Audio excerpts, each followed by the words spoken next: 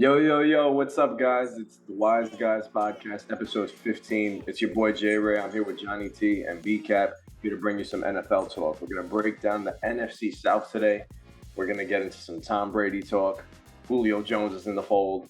We're going to talk about the Patriots as well. No offensive coordinator. Who's pulling the strings on the offensive side? Going to talk about the Dolphins tampering or tanking issues. And then we're going to end it all with the 2-minute drill. Guys, how are we feeling today?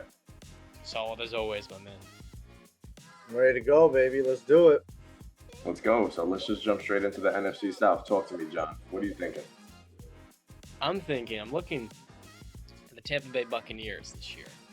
And we didn't talk about it yet. Julio Jones comes in. And yet again for the Buccaneers, they're taking on the reclamation project of a former All-Pro receiver to go along with Mike Evans. Chris Godwin, who'll come back into the season later off of his torn ACL. They're saying he might be ready for week 1 from some of the reports I've seen. That is insane. You look at Saquon last year, the Giants are taking all the time in the world to make sure he was going to get the full 365 before he came back. In totally different positions, I get that. But I don't know if the necessity or the need is there because you also add in Russell Gage as well, who could have as good of a year as Julio Jones, truth be told. I know some people want to like to hear that, but Russell Gage is an underrated receiver. And I'm telling you, man, there's a few players in this Buccaneers offense that I think one of them, Rashad White from Arizona State, many NBA fans, NFL fans wouldn't even know who he is, but I think with Tom Brady, you know what you're going to get offensively, and he likes his receiving backs. Rashad White is one of those guys, I think former 4th or 5th round pick.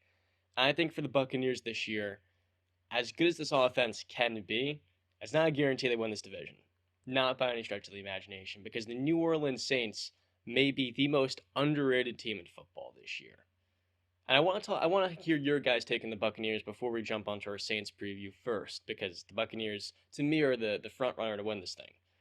Let me jump on that because Brandon's sleeping right now on that take, but I actually love it. I'm a big fan of that take because I'm with you looking at the Saints roster. But looking at the Bucs, it's very hard not to say, okay, Tom Brady came back. They talked this guy right out of retirement. How long was he retired? What, 2 months? They're like 40 days? Yeah, okay. Yeah, they got him right back out of retirement. They re-signed Godwin. Julio Jones is in the fold. My favorite addition is Shaq Mason to the O-line. I love that move. Unfortunately, as a Patriot fan, that's something I hated. But for the Bucs outlook, you gotta love it.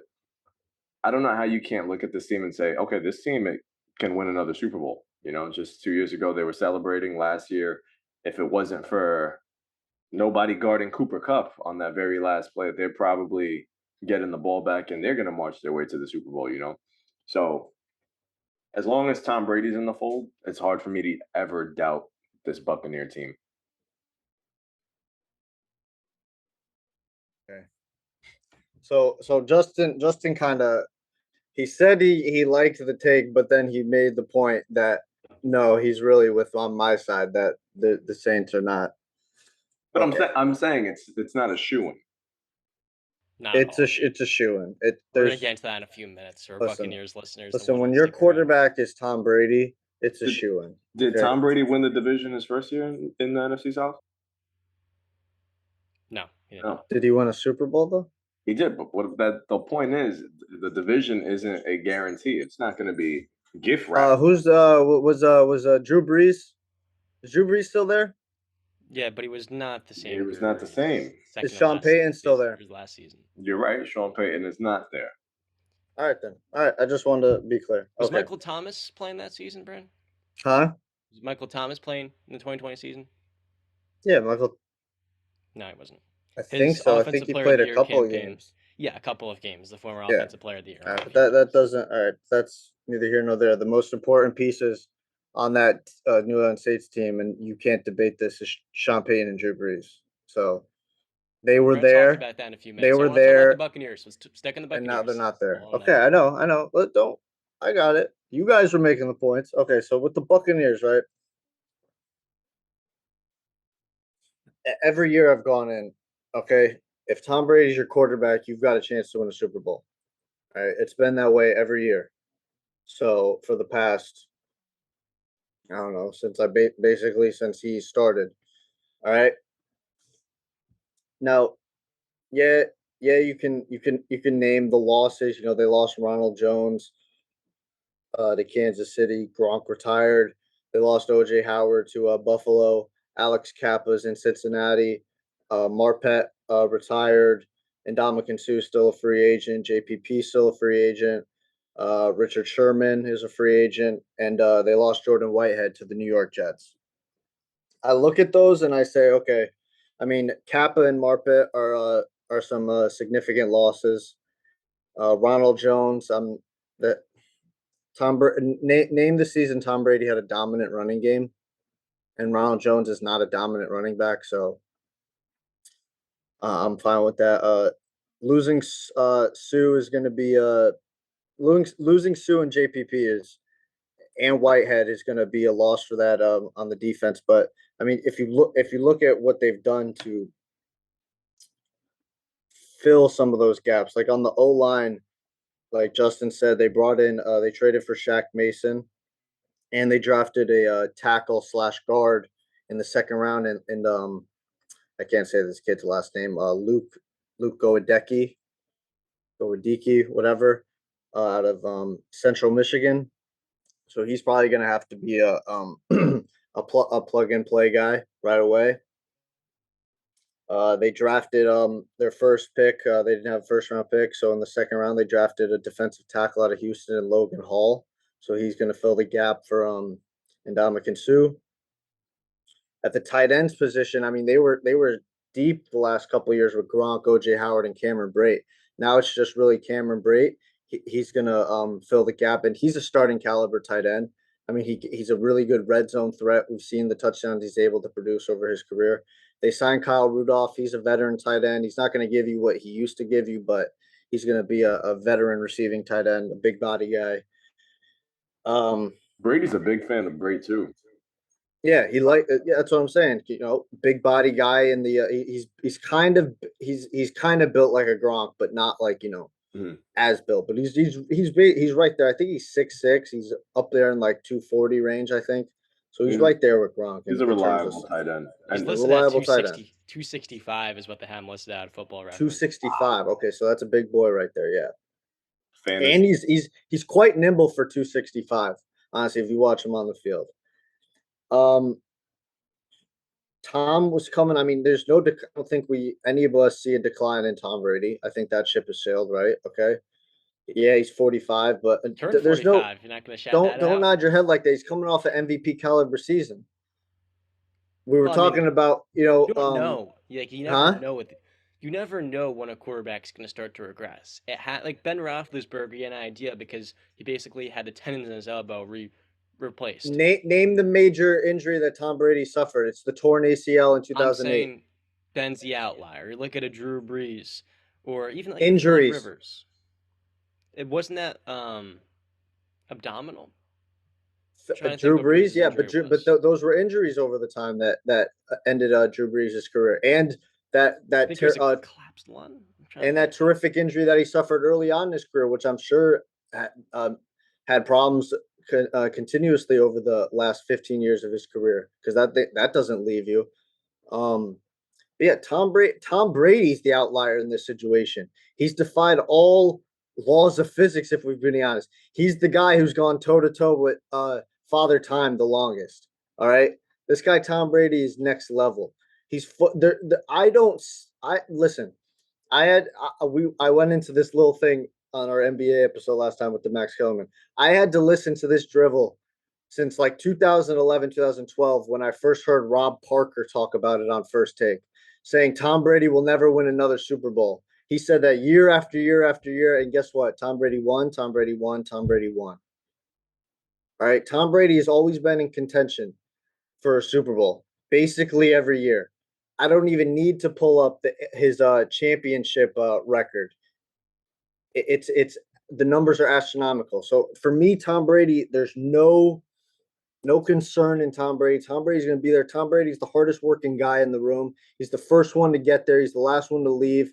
He's doing things that other people aren't doing. He's practicing in early February after the season with his receivers. That's psychotic, okay? So and it's tough to ever see a decline out of Tom Brady when you're surrounding him with talent like that. You have 2 Hall of Fame receivers on the outside now, in Julio and Mike Evans. Dude. And just the way he takes care of his body. Nobody else in the NFL is taking care of their body the way Tom Brady does.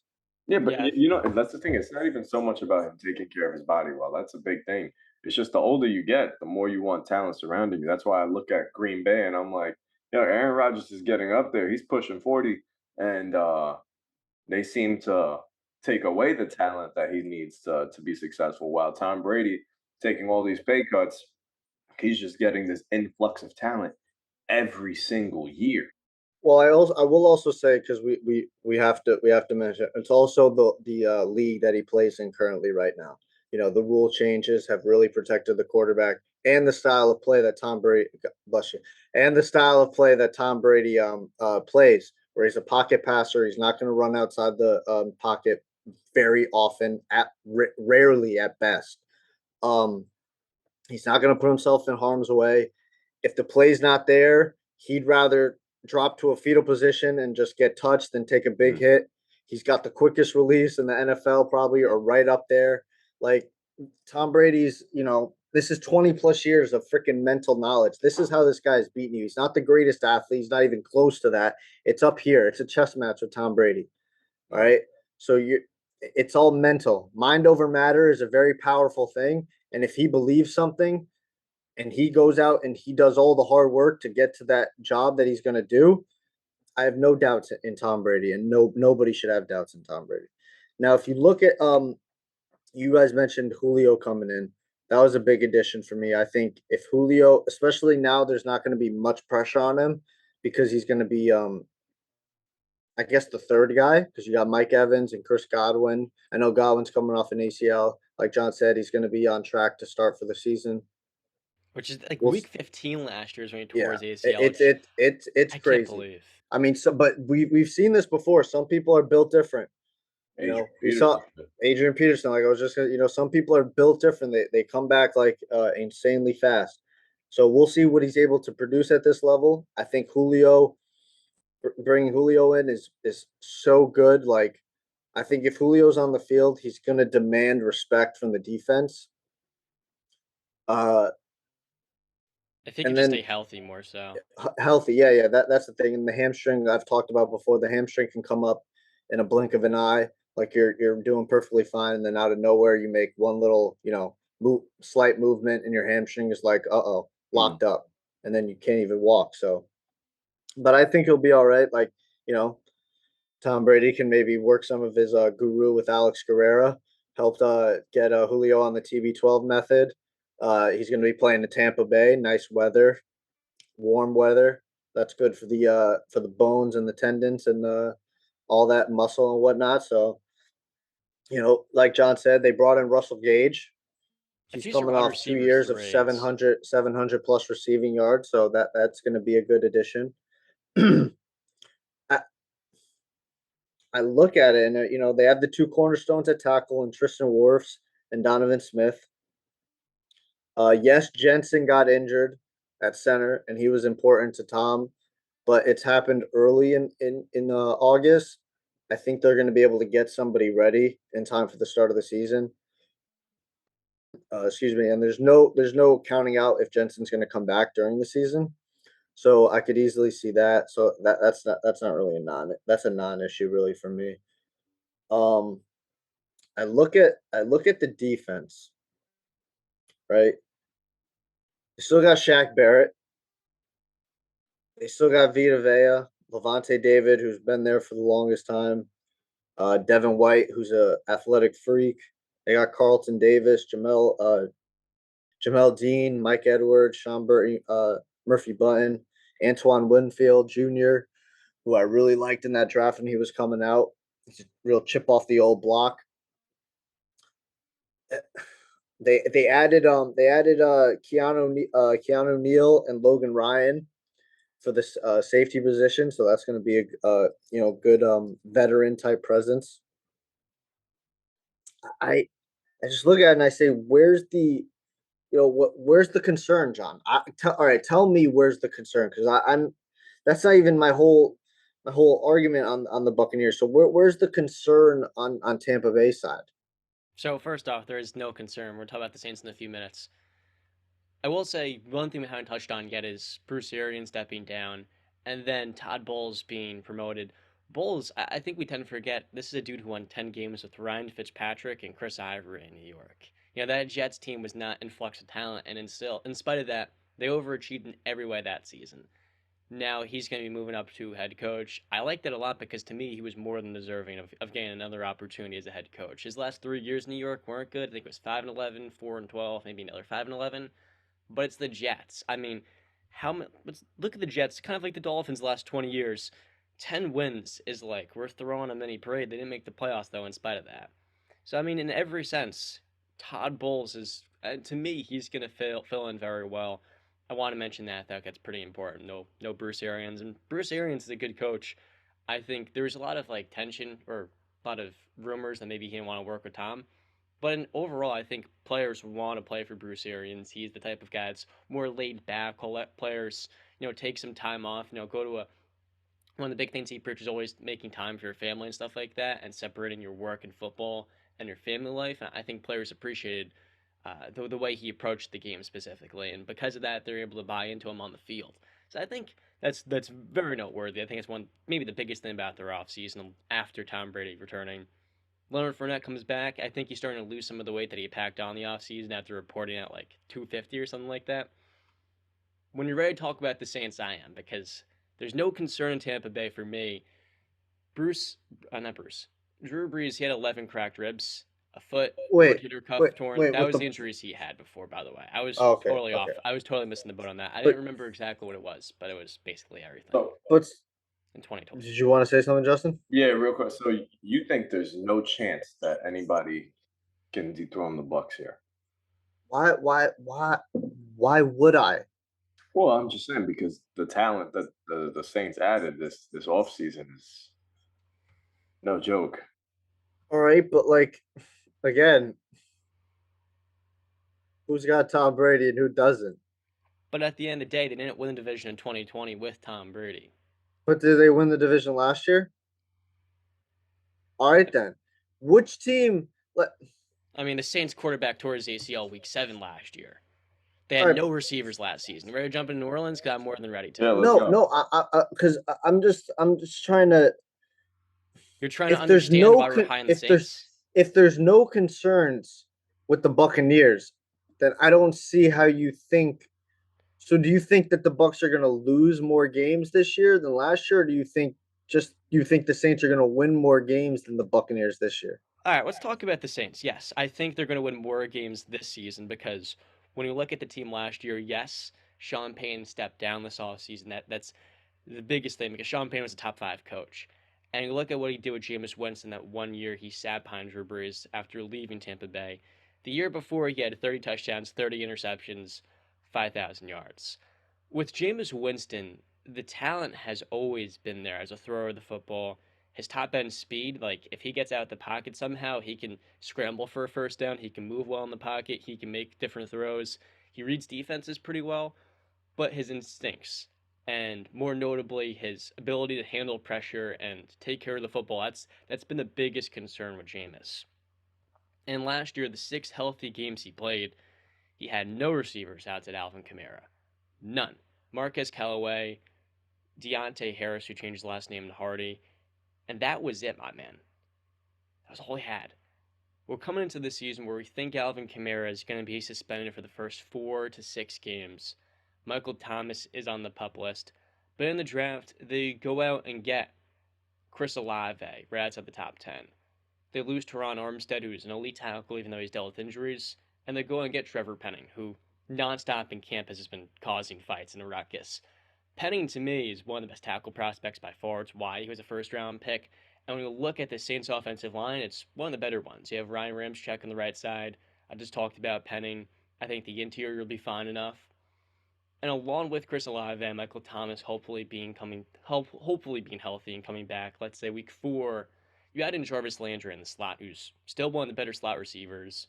Now Marquez Callaway, instead of being a number 1 receiver, he's a number 4. And last year, he stepped up in big ways with Jameis. Deontay Hardy changed the last name. Speedster. He's small, but in today's NFL, you use him pre-motion. Receivers can't just get absolutely bodied by cornerbacks. There's value in him being your fifth receiver as well. And then you look at the Saints' defense. It might be the most underrated one in the entire NFL. Sean Payton's out. Dennis Allen's promoted head coach. This defense over the last, 4 years has been incredible. Marshawn Lattimore in the back end. Their secondary, in this case, has been one of the three best in the NFL, no questions asked, because there's no one you can really target there. You look at Cam Jordan and all the guys on their front seven. Davis, Davenport, I think it's his last name wrong. I mean, quite frankly, that Saints defense, like the Buccaneers, has no holes. You're just saying it before. Those are two elite defenses. And Jameis Winston this year, he's coming off a torn ACL, yes, but with quarterbacks, especially one's not going to move out the pocket, you're fine. I think he'll be ready week 1. And last year, we didn't get to see a full year of Jameis. But in that small 6-game sample size that we got, he looked really good. He was taking better care of the football. And you saw the talent shining through in spite of having just about no weapons. Yeah, but hold on. All right, because first I just want to say I'm a more of a believer in Jameis Winston than a lot of people. I agree with John. I think the talent's there. Talent's not questioned. I think the ability to want to win, the will to win from Jameis, I think is there. I think a lot of people can see it. It's just, the focus on taking care of the ball has really been the issue with Jameis Winston.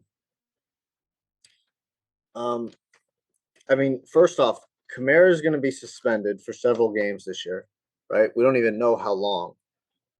Probably Let's say six. Probably six. That's still a lot. That's the first 6 games of the season you're going to be without Kamara. Do you want to hear their schedule this first 6 weeks? Well, hold on one second, because I think you're just glossing. I think you're looking at the talent, but I think you're glossing over the biggest thing, right? And you're saying Jameis performed very well last year. Yes, he did. But again, you're still glossing over a major difference in what happened and what was last year and the year before that and what is this year. That major difference is Sean Payton is gone. Sean Payton's not here anymore. Okay? So that guiding voice in Jameis's ear when he's on the field is not going to be there anymore. The offensive genius that Sean Payton is, that experience of 16 plus years, Super Bowl champion coach, it's gone. You're with Dennis Allen now. And Dennis Allen did a great job with the defense. I agree with you. He's a great defensive coordinator. Do I need to remind you what he did in Oakland as a head coach? He was 8-25 overall. All right. He was fired in his 3rd season after starting 0-4. Like, if you're going to try and tell me that having Dennis Allen now if you're trying to tell me that going from Sean Payton to Dennis Allen is not going to have a major impact on that team, then I think you're crazy. Because that's ridiculous. Then you're just basically saying Sean Payton had no impact on the New Orleans Saints. Those Raiders teams sucked. His quarterback was Terrell Pryor. And Answer my question, what I just said. If you're telling me that going from Sean Payton to Dennis Allen is not going to have a major impact on the New Orleans Saints this season, then you're basically telling me Sean Payton had no impact on the New Orleans Saints. That's not the truth. That's not the truth. Nobody's discrediting Sean Payton's impact to the Saints. This team is super talented. What we're trying to get at is that their talent is more than capable of winning 11, 12 games this season. More than capable. And John, I don't even think John mentioned this. While he did mention the defense, their 2 safeties on the back end now are Tyrann Mathieu and Marcus May. That's one of the best safety duos in the league. Tom Brady has struggled against this defense already once. This is, and like I said, I'm not knocking Brady. I'm not knocking the Bucs. I'm not saying the Saints are going to win this division, but I'm saying they're definitely going to put up a fight for it. Sean Payton there, Drew Brees there or not, they're going to compete. They got the talent on the outside on offense. Jameis Winston has tons of weapons. When Kamara gets back in the fold, they'll probably have one of the more dynamic offenses in the league. And their defense has been one of the more consistent defenses over the last 4 or 5 years. They're always applying pressure. They always cause turnovers on the back end. And here's some. Yeah. No, please. Here's some good news.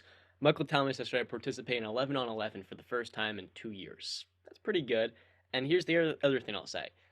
Yes, not having Sean Payton's voice, I said before, maybe you didn't hear me, he's a top 5 coach, Hall of Famer.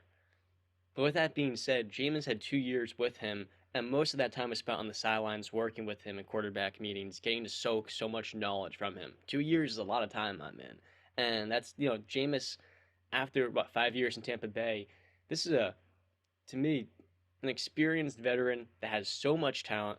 And though that quarterback guru, the offensive, an elite offensive head coach isn't going to be there, I think Jameis soaked up so much in those 2 years. Would you not agree with me on that? That's a lot of time. I would say he soaked up knowledge, but again, when you don't have that guy in your ear, and I don't even know who the offensive coordinator for the New Orleans Saints is this year, but now Dennis Allen's the head coach. Dennis Allen's gonna have to make all the hard decisions. Dennis Allen's going to have to, think in crucial times. Do I challenge this play? Do I wait to challenge it? Do I take a timeout here? Do I not take a timeout here? Do I go for it on 4th down? Do I run it? Do I pass it? What do I do here? That's all. Sean Payton's been there, done that. Okay. Dennis Allen last time, you could say that the Raiders sucked, and I agree with you, they sucked. But his record is what his record is as a head coach. All right. The fact of the matter is, this team is much better though. Pete Carmichael is the I, offensive I'm coordinator. I didn't. I'm not disagreeing with you there. I'm just saying his record is what his record is as a head coach. So he's not proven as a head coach. So you're basically telling me that Sean Payton, who you believe is a Hall of Famer, who is factually a Super Bowl champion, who you just said is a top 5 head coach in the league when coaching, I think we can all agree Dennis Allen is in the bottom half of top coaches in this league. Probably 20 or lower, I would say. We could go down the list. Like, he's not like, I would even say maybe 25 or lower. You're telling me you're going from top 5 to bottom 6 in coaching. This isn't basketball, John. Is the defense still going to be elite? Coaching is so. I'm not disagreeing. The defense won't be great. The defense probably will be great with talent and his defensive coordinator ability. I'm talking about offensively. I'm talking about crucial moments. I'm talking about impact plays. They always say what do former players always say? It's like 4 or 5 plays really determine the outcome of a football game. Like 4 or 5 major plays. I forget if I've heard it's around there. Those play like. I think you guys are honestly minimizing going from a top 5 head coach to a bottom 6 head coach. When I was just about to say, this isn't basketball where talent is going to outweigh coaching, which I think it's more 75 players, 25% coaches in a NBA. Where I think in football, I think it's more around a 50-50 type field. But the thing is, 60-40. With the Saints, you're making this big fuss about Sean Payton, but the roots of that he's planted are still in that organization. The offensive coordinator has been there for what, 14 seasons? He's been their offensive coordinator for the last 14 years. So that offense that they ran with Sean Payton can still be ran to perfection. It's been there for almost 2 decades. Dennis Allen has been there for a while. Like I said, the roots of Sean Payton, what he planted there in that organization is still there. So why not? Why can't they still be a great team? I get you lose that voice, but now you have people that have been around him, and now it's time for somebody else to step up. You say Dennis Allen is on the bottom of the barrel when it comes to head coaches. Well, so is Josh McDaniels in Las Vegas. And I'm not a believer in that team. So, but that's what I'm getting at is this is a second go round. This is his second chance. Todd Bowles is getting a second chance. Josh McDaniels getting a second chance. Dennis Allen now. I'm not gonna say, yo, this guy's at the bottom of the barrel. We don't know. With this kind of talent, like I said, they can win 11 to 12 games. Why not? And the reason Justin and I are kind of on the same page is when we scan this roster, looking through, the secondary is literally just the definition of sturdy. And you got Storn at cornerback. You got a star and Cam Jordan, Davenport as well. The front seven is, borderline elite. I think it's top 10, no doubt. The biggest question is you have no Kamara and maybe no Thomas the first few weeks. But look at their schedule to start off. Week 1 versus Marcus Mariota and the Falcons. Win. Week 2 against the Buccaneers. And as you say, Brand, early in the season, never know. It could be a toss-up, especially in division game against an opponent they've beaten over and over and over again with Brady, without him. Where is Still this? take Tampa. It's at home. I'll take the Saints. Week 3 at Carolina versus Baker Mayfield. Take this. Or Sam Darnold. We're not sure yet. Week 4 at home versus the Vikings. Oh, that's Close. tough. Take the Saints. Can't pick that game. It's too close right now. Week 5 at home versus the Seahawks. Maybe Drew Lock or Geno Smith. That'll be the Saints. Saints. Then week 6 at home versus the Bengals. Bengals. So what what's the you're record basically right telling there? me, if you got the Vikings, they're gonna go 3-3. If they don't get the Vikings, if they do beat the Vikings, 4-2. First 6 weeks. And Well, then I you didn't. get I Alvin don't Kamara think back. I didn't give an answer for that Panthers game. Okay, well they're being the Panthers probably. You gotta give us an answer. I'll answer it for you. They're being the Panthers. Well, all right. Well, then they we'll play see the about that Cardinals game. week 7. The Cardinals get back DeAndre Hopkins for that game. Following And that, they get back. that's where the schedule gets tough though. Alvin Kamara. Kamara, yeah. Most likely, depending on what his suspension is. So here's how their schedule ends, and I'll admit, week 7 through 13 or they're hell. Week 7 versus the Cardinals in Arizona. Prime time, Thursday night. Arizona. Week 8 versus the Raiders, Dennis Allen revenge game, 1 o'clock at home. Saints. Where is it?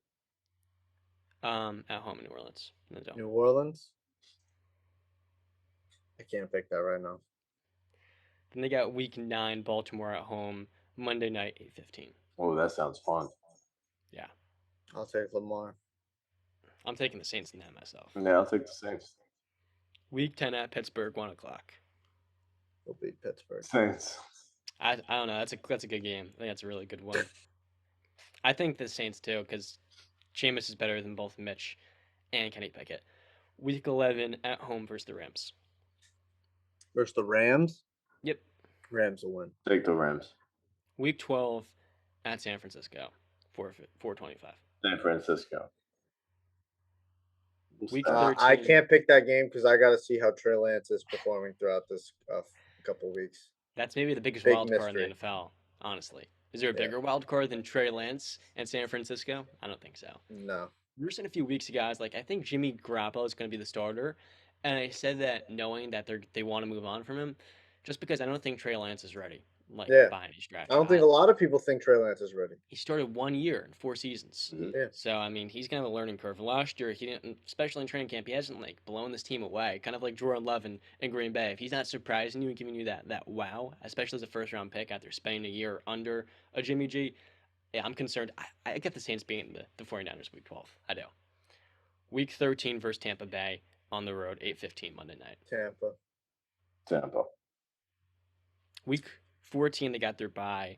So after that, it would be nice if they had that bye week in between, Arizona, Las Vegas, and Baltimore. But they get it after week 13. Week 15, they got the Falcons. That's a W. Yeah. Yeah, I think they beat the Falcons both games. Week 16 at Cleveland. I think Deshaun might be back then. We'll see. It's a W. Where? Who are they playing? Cleveland. Cleveland's on the road. Oh, Deshaun will be back. Yeah, probably. Most of what we'll see, We'll talk depending about on that in what a the NFL appeal is, because they're looking for a Who you got? full year suspension. If Deshaun's back though, I might have to take Cleveland on that one. Yeah, and just to clear up, we recorded our episode literally hours before the Deshaun Watson news. We were suspended just the first 6 games broke, and then I uploaded it right at the same time. We're gonna wait until the final judgment of Deshaun's eligibility decision comes out until we make a full segment on that. I'll say 6 games is not enough. Quite frankly, I wouldn't feel comfortable with him anywhere near a woman in my life. On a side note, this isn't. I don't know how funny if it's almost like, is this actually true? The National Masseuse Convention this year is in Cleveland in August. So, I mean, like I said, I think Deshaun's been suspended the entire season. Like, that's just ridiculous. I didn't think that was true until I saw it. All right, so Like, let's go back to yeah. football and New Orleans So, Saints. yeah. So Thank you, Deshaun, for making us talk about that. yeah, no. So Week I don't know, 17, they got the there's not much more. I mean, I guess it's just on the we're road. gonna have to wait and see. I guess we just fundamentally disagree on Sean Payton and Dennis Allen's impact on the New Orleans Saints because I think it's gonna have a major impact. I think you guys are coming from the camp that it's not gonna have a major impact. So We agree with you, Brandon. Like, we're not against you. We think Sean Payton's elite, but the impact he had is already made. And Jameis Winston last year was like, he only completed 59% of his passes, but 3 interceptions in 6, 7 games. He was looking really good. When given the talent he's going to have, 3 receivers coming in, I think Michael Thomas still is going to show he's a #1 receiver. but that's what I'm saying though. Chris We're Olave just is king. disagreeing that you think that Sean Payton's gone, so and he's Jameis has learned enough to be able to basically, for lack of a better term, leave the nest and fly on his own, right? Um, and Justin thinks that the people that have been there, the offensive coordinator for the last 14 years, I think he said, is ready to be set free on his own too. Leave um, I come from the camp where I think Sean Payton is almost invaluable. Um, yeah, I think it's going to have a major impact on the New Orleans Saints. If you'd ask me, I don't think Dennis Allen's going to be the long-term answer in New Orleans. What's your take on Todd Bowles after Bruce Arians and what he's been able to integrate? Yeah, I didn't get into that, but I think it's going to be an easier transition in Tampa Bay because first off, Todd Bowles is a proven head coach, and he was proven with the New York Jets. You want to talk about? Yes, they had some talent that year, but like they won 10 games, I think, with Ryan Fitzpatrick. Which is Right? insane to think And about. I know Fitzpatrick has kind of become like a folklore and like a legend in his later years, with the swagger and whatnot and all that stuff. But if we're gonna be honest about Ryan Fitzpatrick, he's basically a career backup quarterback. And like he could come in and win you a couple games, but that's the best he's really gonna give you. Um yeah, I don't think he ever should have been fired, Todd Bowles, because I thought he was actually doing a very good job in New York. But just like New York, they're a crap franchise, so they're gonna squander everything and fire a head coach just for having one bad season after coming in second place in the AFC East the previous year. But yeah, I think kind of the reports were kind of true about Tom and Bruce not really getting along that well, and Tom kind of being like, you know, I kind of don't really want to we saw it in the first year, like the first half of that Tampa Bay year when Tom Brady entered. That offense looked completely different than to what was the second half and what it's become last year and this year coming up. Because if you look at it, the first like 8 games before their bye week, they played Bruce Arians style of offense, which is um, risk it for no bit, whatever the hell it is, risk it for the biscuit. You guys know what I'm talking about? You guys heard Jameis that term Winston before? style. Yeah, yeah. He's basically gonna throw it deep, throw it deep.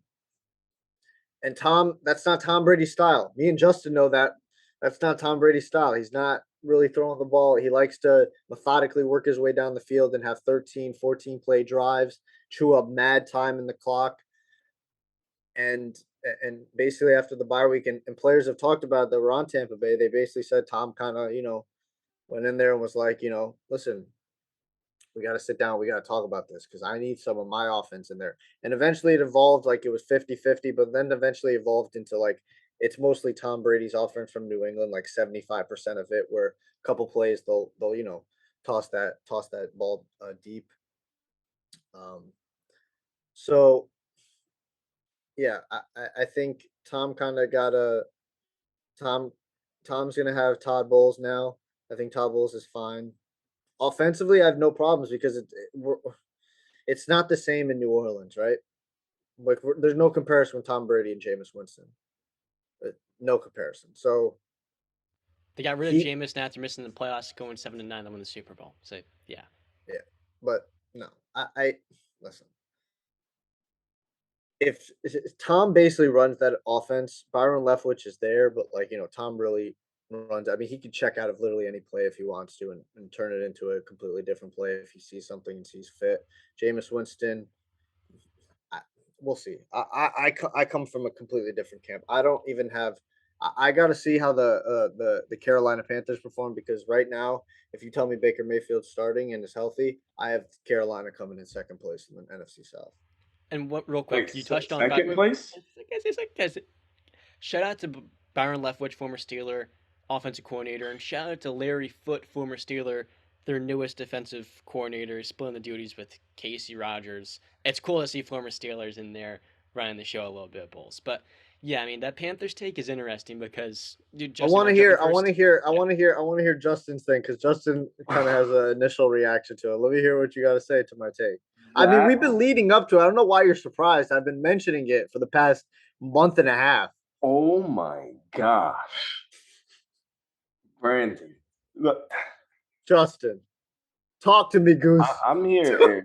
I'm here with the mindset that this Saints team has an opportunity to really contend for first place in this division, and I really felt like Atlanta and Carolina were just fighting for not to be last place. Seriously, just not to be last place. Marcus Mariota is the quarterback in Atlanta. Baker Mayfield, we don't know who's their quarterback. They have two quarterbacks fighting for a spot. Well, three fighting for a spot as the number one. While Carolina, we've said, has some talent, and they were really missing a true quarterback.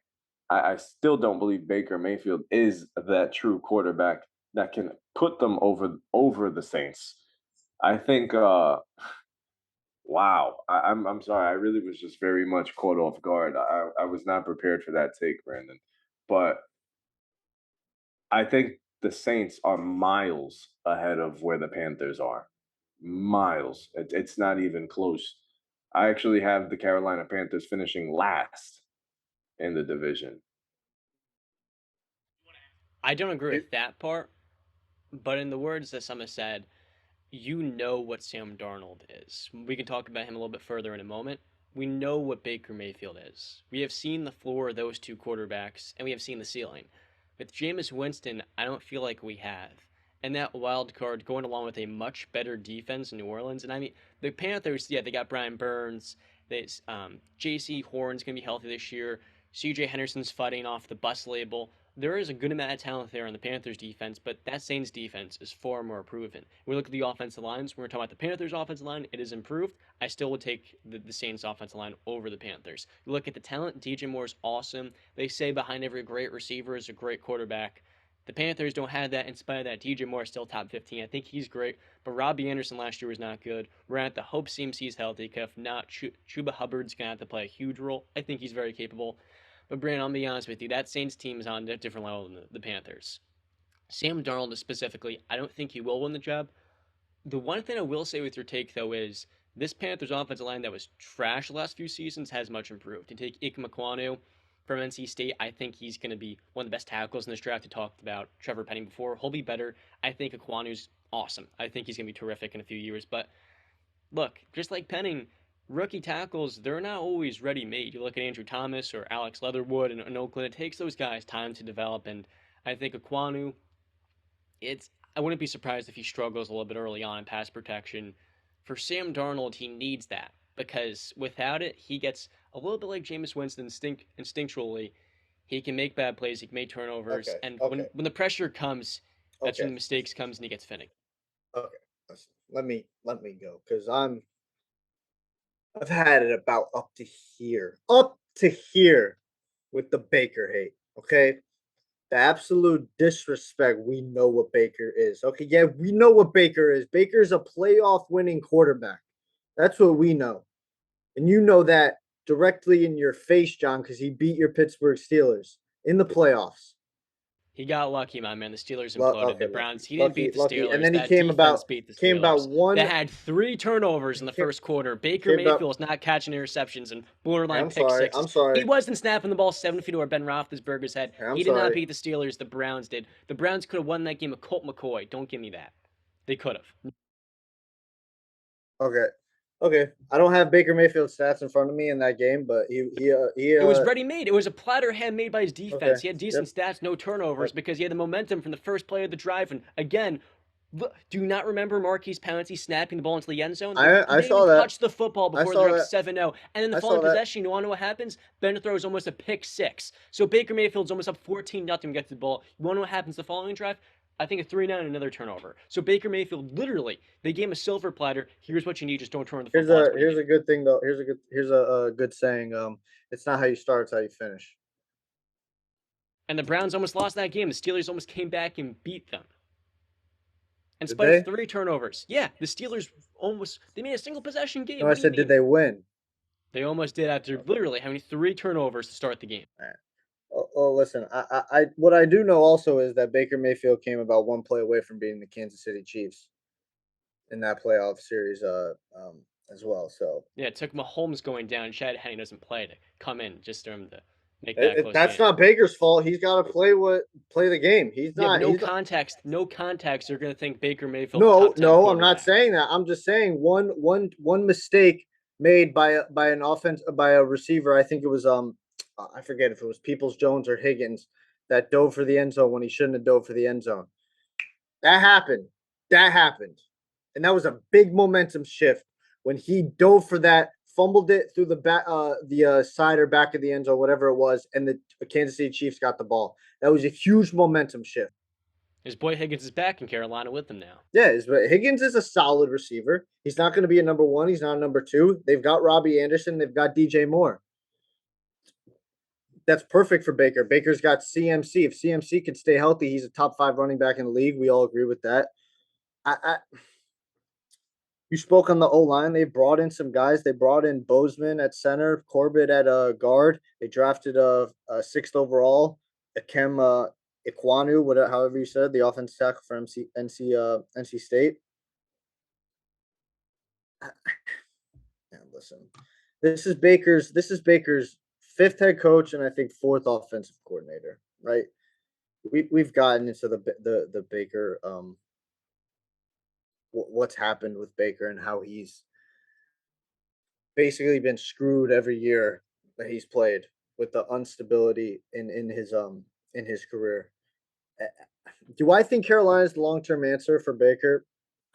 I don't think Baker even sees it that way. I think Baker just wanted to get the hell out of Cleveland. He even took a freaking pay cut to get out of Cleveland. Okay? He's a free agent after this year. I think he just sees it as, let me try and do the best that I possibly can. I can leave and go to a better franchise. Listen, I'm so sick of the Baker hate, man. I really am. Like, this is a guy who entered in with a team that was 0-16. All right? I think they were like 2-30 something over the past 2 years before Baker came in. And what did Baker end that first rookie year with? I think he was 7-9. Yeah, I'm gonna be honest with you. That logic is always flawed because Nick Chubb, Myles Garrett, Jarvis Landry, Odell, all that talent in the offensive line came in right with Baker. So yeah, Baker turned the team around. But if you put Jimmy G there, like Justin said, that's still a winning team. You have to have the talent around you to succeed, though. Yeah, but the quarterbacks before him, none of them had that talent. Their best teammate was Joe Thomas at left tackle. That was it. And then Joshua Cribbs returning punts. But now look at what Cleveland did. Cleveland still ended up messing it up. Because Baker, he was the reason why his floor playing through injuries. How is it Baker's fault? How is it Baker's fault that the head coach gets fired after 4 games? Then the defensive coordinator takes. They missed the playoffs last year. He had everything around him. He tore his shoulder out of his socket. And he shouldn't have played. He was playing through injuries and making his team worse. So would they have made the playoffs if Baker didn't play? There's honestly a case because he was pretty terrible. It wasn't just the injuries. He was making bad decisions. Because that whole team was riddled with injuries too. That was a bad year by Cleveland. They have Dearness Johnson running for 200 yards. That says a lot about that offensive line. Does not? multiple times. Listen, we could talk about Cleveland all we want. At the end of the day, I'm not. I know you're saying it's Baker hate. I got nothing but love for Baker, and I root for the guy. I just feel like everything that can go wrong with Carolina tends to always happen. Nobody ever stays healthy. I don't believe in that team. I don't believe in the head coach. The head coach is a desperate man. He's fighting for his job right now. Yeah. One bad year. You want to know something, Justin? You want to know something? What's his best shot at keeping his job? Starting Baker. Starting Baker and Baker succeeding, right? Okay. 100%. So, and you sit here and say that this is a quarterback competition. It's not a competition. It is clearly, no doubt, Baker Mayfield is a better quarterback than Sam Darnold. There's no doubt. There should be no doubt. Surgery. That's the reason why. He's coming off surgery on his shoulder, like you're talking about coming off injuries last year. All right. Would you take Are you going to sit here and argue Sam Darnold's a better quarterback than Baker Mayfield? Have you watched Panthers camp? Have you seen how they looked? I know his stats, that he started off good and then he completely fell off a cliff because he can't keep the consistent quarterback play. I know that. That stuff's always mixed up because you don't know who they're running with or who they're running against. So the stats in training camp really don't mean a thing. So you're going to sit here and tell me Sam Darnold's a better quarterback than Baker Mayfield? Did I suggest that? I asked you a simple question and you still haven't answered it. I told you before, in the slight chance Sam Darnold starts, I think the offensive line, Taylor Moton, the one good offensive lineman they kept on the right side, it's better. And if you put an offensive line around Sam Darnold, which unlike Baker Mayfield, Sam has never had, he is going to be surrounded with what he needs because his weakness is being finicky with the football. And if he has an offensive line, that can give him more time in the pocket. Yes or no? I'm is done Sam with the Darnold Sam a better experiment? The Sam Darnold experiment is done. I am too. Baker Mayfield I don't is think a million he's a times better. And I don't think he's a million times better. I do think so. I think Sam Darnold is a bust. Bro, I think Baker Mayfield's a legitimate starter. Time out. So that's a million times better. Do you know in that 2020 season, when they made the playoffs, Baker, and then they went on to the playoffs, do you know in the last 11 games, I believe he was ranked third in the NFL by Pro Football Focus, the third best quarterback in the NFL, behind, I believe, Tom Brady and Aaron Rodgers. That's always cloudy because is he the third best quarterback in the NFL? No, he was playing That's well. Many quarterbacks. I think he threw like 21 touchdowns to 3 interceptions in those last because like I was talking about before, he had the best offensive line protecting him. Sam Darnold, New York, had one of the worst. What I'm saying is Odell went down that year. You remember Odell was gone. How about the best running back in the entire conference? I showed you his stats. I said him. 21. I think it was 21 something touchdowns to 3 interceptions. He was playing well as a secondary piece of the team. He was just taking care of the football, making good throws on the field. He was playing well. But the point is, what I'm trying to tell you, Sam Darnold never had an offensive line. This Panthers offensive line is halfway decent, which it was in the last few years. I don't give a crap if you give him the greatest offensive line in the world. Sam Darnold will not succeed. I think he can still. What I'm trying to say is CMC went down last year. Darnold went down. They didn't have an offensive line. Those are facts you can't deny. And what I'm trying to tell you now is I think Baker's good. Some weeks he can be the 10th best quarterback. But there's also moments like last year where he could be one of the worst starters in the NFL. His floor is pretty good, or his floor is terrible.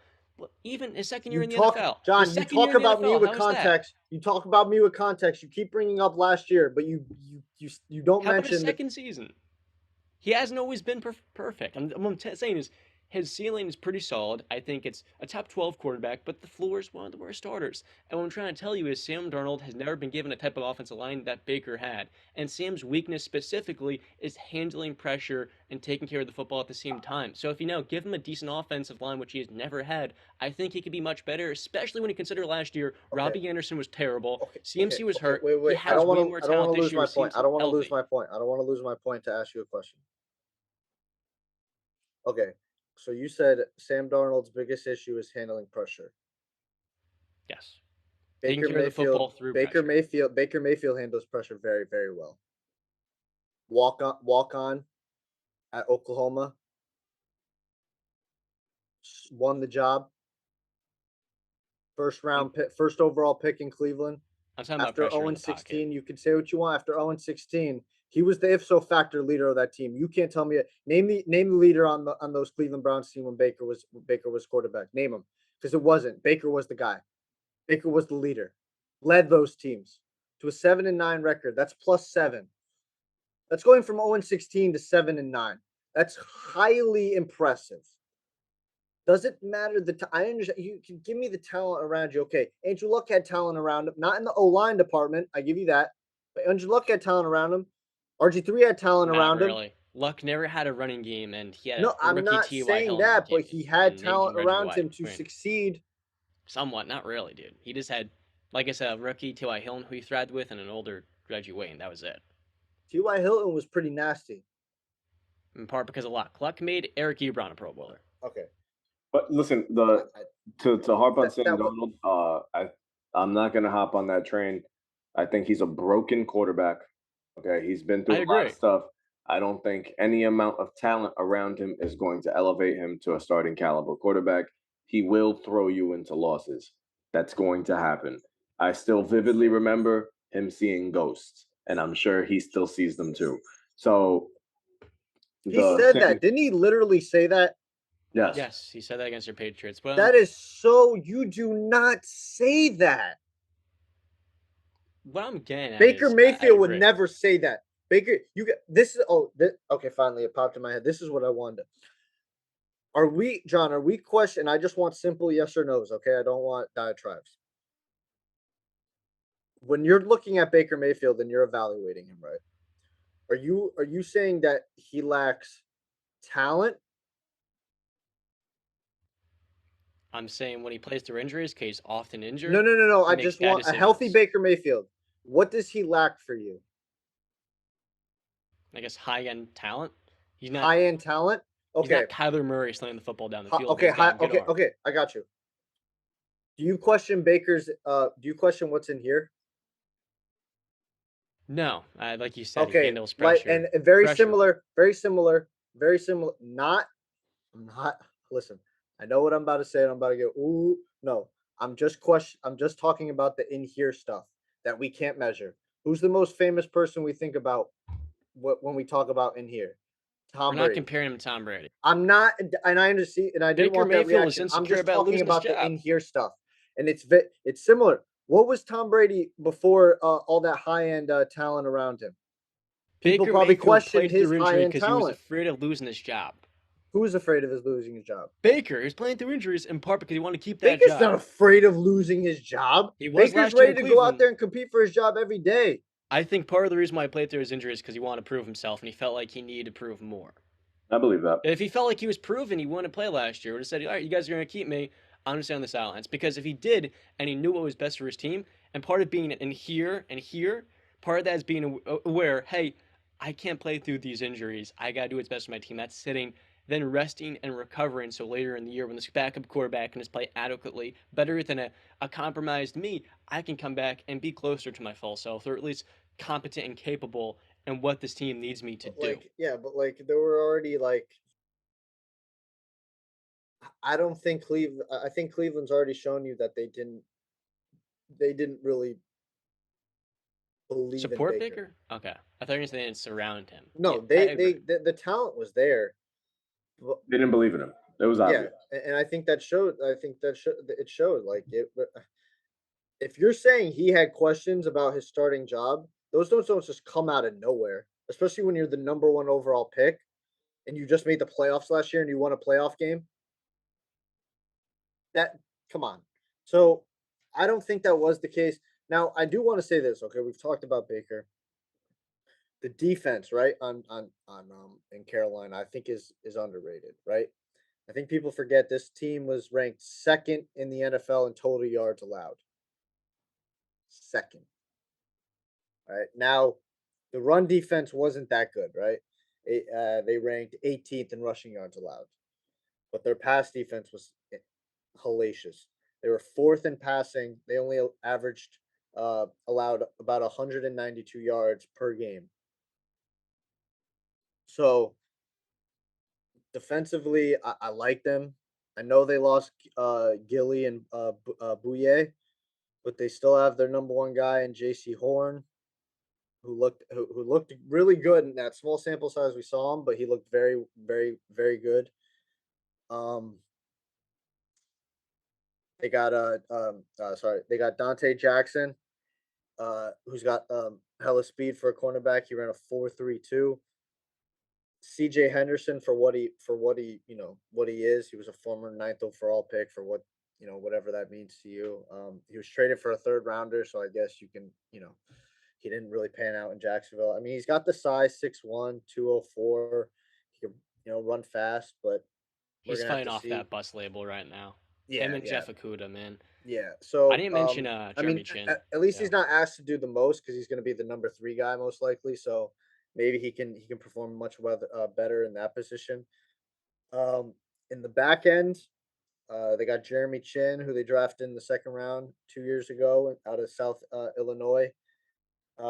He's a freaking when I started looking at his numbers for his body type and whatnot, I was like, holy crap, dude. 6'3", 220, runs a 4.45, a 41-inch vertical, and his both he's played 2 seasons in the NFL. Both seasons he's had over 100 plus tackles. He's going to be a problem. And then they brought in Xavier Woods, who most famously played for the Cowboys, who's a solid starting caliber safety on the other side. So I look at the defense, and I forgot to mention they're kind of like main guy on the D line, Brian Burns, who's an animal in the pass rush, and they brought in Matt does anybody know how to say that last name? He played for the Commanders. Yeah, I'll have to pop up on Ioannidis. Yeah, whatever. He's very good. He can create a push and a pressure up the middle, especially against pocket quarterbacks, and most famously the pocket quarterback in the NFC South is Tom Brady. So he's going to be able to get the pressure up the middle in those games. Shaq Thompson, I think, is going to be ready for the start of the season. So I look at their defense is pretty damn solid, man. And I believe in Baker. I think they got the talent on the offense to succeed. I think Baker can galvanize the troops, and I see them as I believe in Baker. I believe in the intangibles. I believe what I saw 2 years ago is the true Baker Mayfield, not what I saw last year and his second year in the NFL. I'm sorry, man. I don't believe in Sir Purr and the Panthers. I'm not hopping on the train. Like I said, anything that can go wrong probably will. I don't think this team is durable enough to play a whole season. I don't think, and it's unfortunate. I don't know how many times we'll be able to say we're going to see Baker, CMC, DJ Moore, and Robbie on the same field. I don't think we'll have that opportunity to. I'm off of this train. I'm rolling with Atlanta coming third. So let me ask you this question for you guys. Is Baker on the Carolina team next year? And if no, where is he? No, I think he'll be in Seattle. Seattle? Where do you think he is, Justin? I don't know where he'll be, but he'll definitely be competing for a job. I don't think wherever he ends up, he'll be a shoo-in starter. I think this place is like the Giants. We spoke about the Giants our last NFL episode. Who knows where they're going to be at next season, So do you think Baker Mayfield wins the starting job before the regular season? Because Matt Rule said that they're going to name the starting quarterback after the last preseason game. Yeah, I think so. Yeah, So I agree. You think Baker wins it out? Mm-hmm. Like I said, I don't think it's very difficult. He's the clear-cut best quarterback in that room. And they play the Browns week 1. So if Baker's starting, who wins that game? That is. I got Carolina, man. I do. So Baker gets his vengeance. Last year they started off 3-0 against some crappy opponents. I think they may have been New Orleans. I think this year they'll get off to a solid start again where there's hope. I think kind of like a Jets fan, I think the Panthers might get off to a solid start this year, and then it all comes crashing down toward the end of the year. I think it really depends on, one, the offensive line improving. How good is Aquanu? Along Taylor Moton on the right side. Bozeman and Corbett. Corbett's improved a lot from his days in Cleveland. That's a solid, I think that can be pretty good, but it's mediocre right now. If they can improve and CMC stays healthy, this team actually can win 7 or 8 games. But if CMC doesn't stay healthy, and Hubbard's literally not their feature back, but he's their main man they're going to again and again, this is a 4-win team, honestly.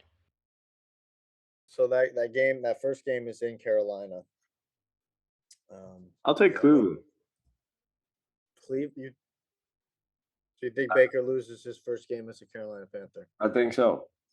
This is an ultimate toss-up because, like, a few years ago, the Browns lost the Titans week 1. I think Mariota's last year starting. Mhm. As the year he got benched or Tannehill. But I'll talk on Mariota in a minute. I think this is a game where the Panthers beat that Browns team. And it just makes no sense. It's one of those random, bizarre Jaguars beat this team week 1 style football games. I just think it's going to be a Nick Chubb Kareem Hunt the Nick Chubb Kareem Hunt show. Jeremy Chin's going to be in that. Jeremy Chin is going to run safety. He's going to be in that box, man. I think I can see him stuffing the run of Burns and Derek Brown. Like I just said, on their numbers, their run defense wasn't that good last year. It was their pass defense that really showed up. So we'll see. Well, to stop last season, I'm pretty sure they're stuffing the run to begin the year. Like, none of the teams they're kind of crappy they were playing could run the football on them in Carolina at all. I remember Brett Coleman making a video on it. No one could run Carolina the first 4 weeks, and then they played Dallas, and Dallas like absolutely took off of Pollard. Well, that was also where Sam Darnold balled out the first 4 games of the season, and then he completely fell off the cliff. He didn't really. I'll be honest. He just won them games that they should have won. I don't think they started 3-0, not because there was a lot of people being like, "Oh, Sam Darnold just finally showed that he wasn't." I was one of them saying, "Look," but yeah, you're right. I mean, Bob McAdoo, is he going to be the one to save Baker and him? No. Sam Darnold is probably broken. I agree. I don't think this is a long-term answer for Baker. I don't think Baker really wants to be in Carolina. I think he saw that he just wanted to get the hell out of Cleveland, and the other teams weren't willing to trade for him because they didn't want that salary cap hit. I think Baker. I think Baker wanted to start this season. I think he wants to play this season. So I think he was like, "Crap, training camps are about to start. I got to get in there now because I don't know how long Cleveland's going to hold on to me for and when they're going to cut me. And then maybe it's 2 weeks into August and now I'm 2 weeks out from the regular season. I got to learn all this stuff. I missed OTAs. I missed mini camps. I missed all this stuff, So I think he just wanted to get in there and get on a team because I think Seattle would have picked him up. I know Pete Carroll or whoever Seattle said to people, we didn't really have the interest in Baker. I think that's a bunch of bull crap. Baker doesn't make them a playoff team, and they're not trying to make the playoffs, even if he does. They're trying to get top pick in the draft. I think next year, yeah, man. I mean, it's like Jimmy G. Do you want to take in Jimmy G if he's going to win you 8 or 9 games and maybe get you into the playoffs when you can instead get top 3 pick? Again, we diametrically disagree. We're on 2 different sides when it comes to Baker Mayfield. You're on the camp of you don't believe in Baker and you think that he will end up being a bust. Let's I'm on play the a game. Camp that he will not be a bust. It's big. I don't think he's a bust. I never said. I said Sam Darnold's a bust. That he will be a bust. No, I don't think that. So when his career is all said and done, you don't think he's going to be a bust? I think he'll be, and you're not going to like this, in that Andy Dalton, maybe Alex Smith tier of quarterbacks, where it's it's good, it's above average, but it's Alex not quite Smith a bust? I never said Baker was going to be a bust. No, I'm asking you. Was Alex Smith a bust? I think, like I just said, I think Baker's ceiling is Alex Smith. I think his floor is Andy Dalton. So John, he was an above average. Was Alex Smith a bust? He was a good. I just told you he was a good above average quarterback. He's pretty good. He's a Pro Bowler 3 times. That's not an answer. It's yes, the question. Alex Smith is a good quarterback, not a bust. He's not a bust. I never said Baker was a bust in the first place. He didn't live up to the expectation. That's what I'm saying.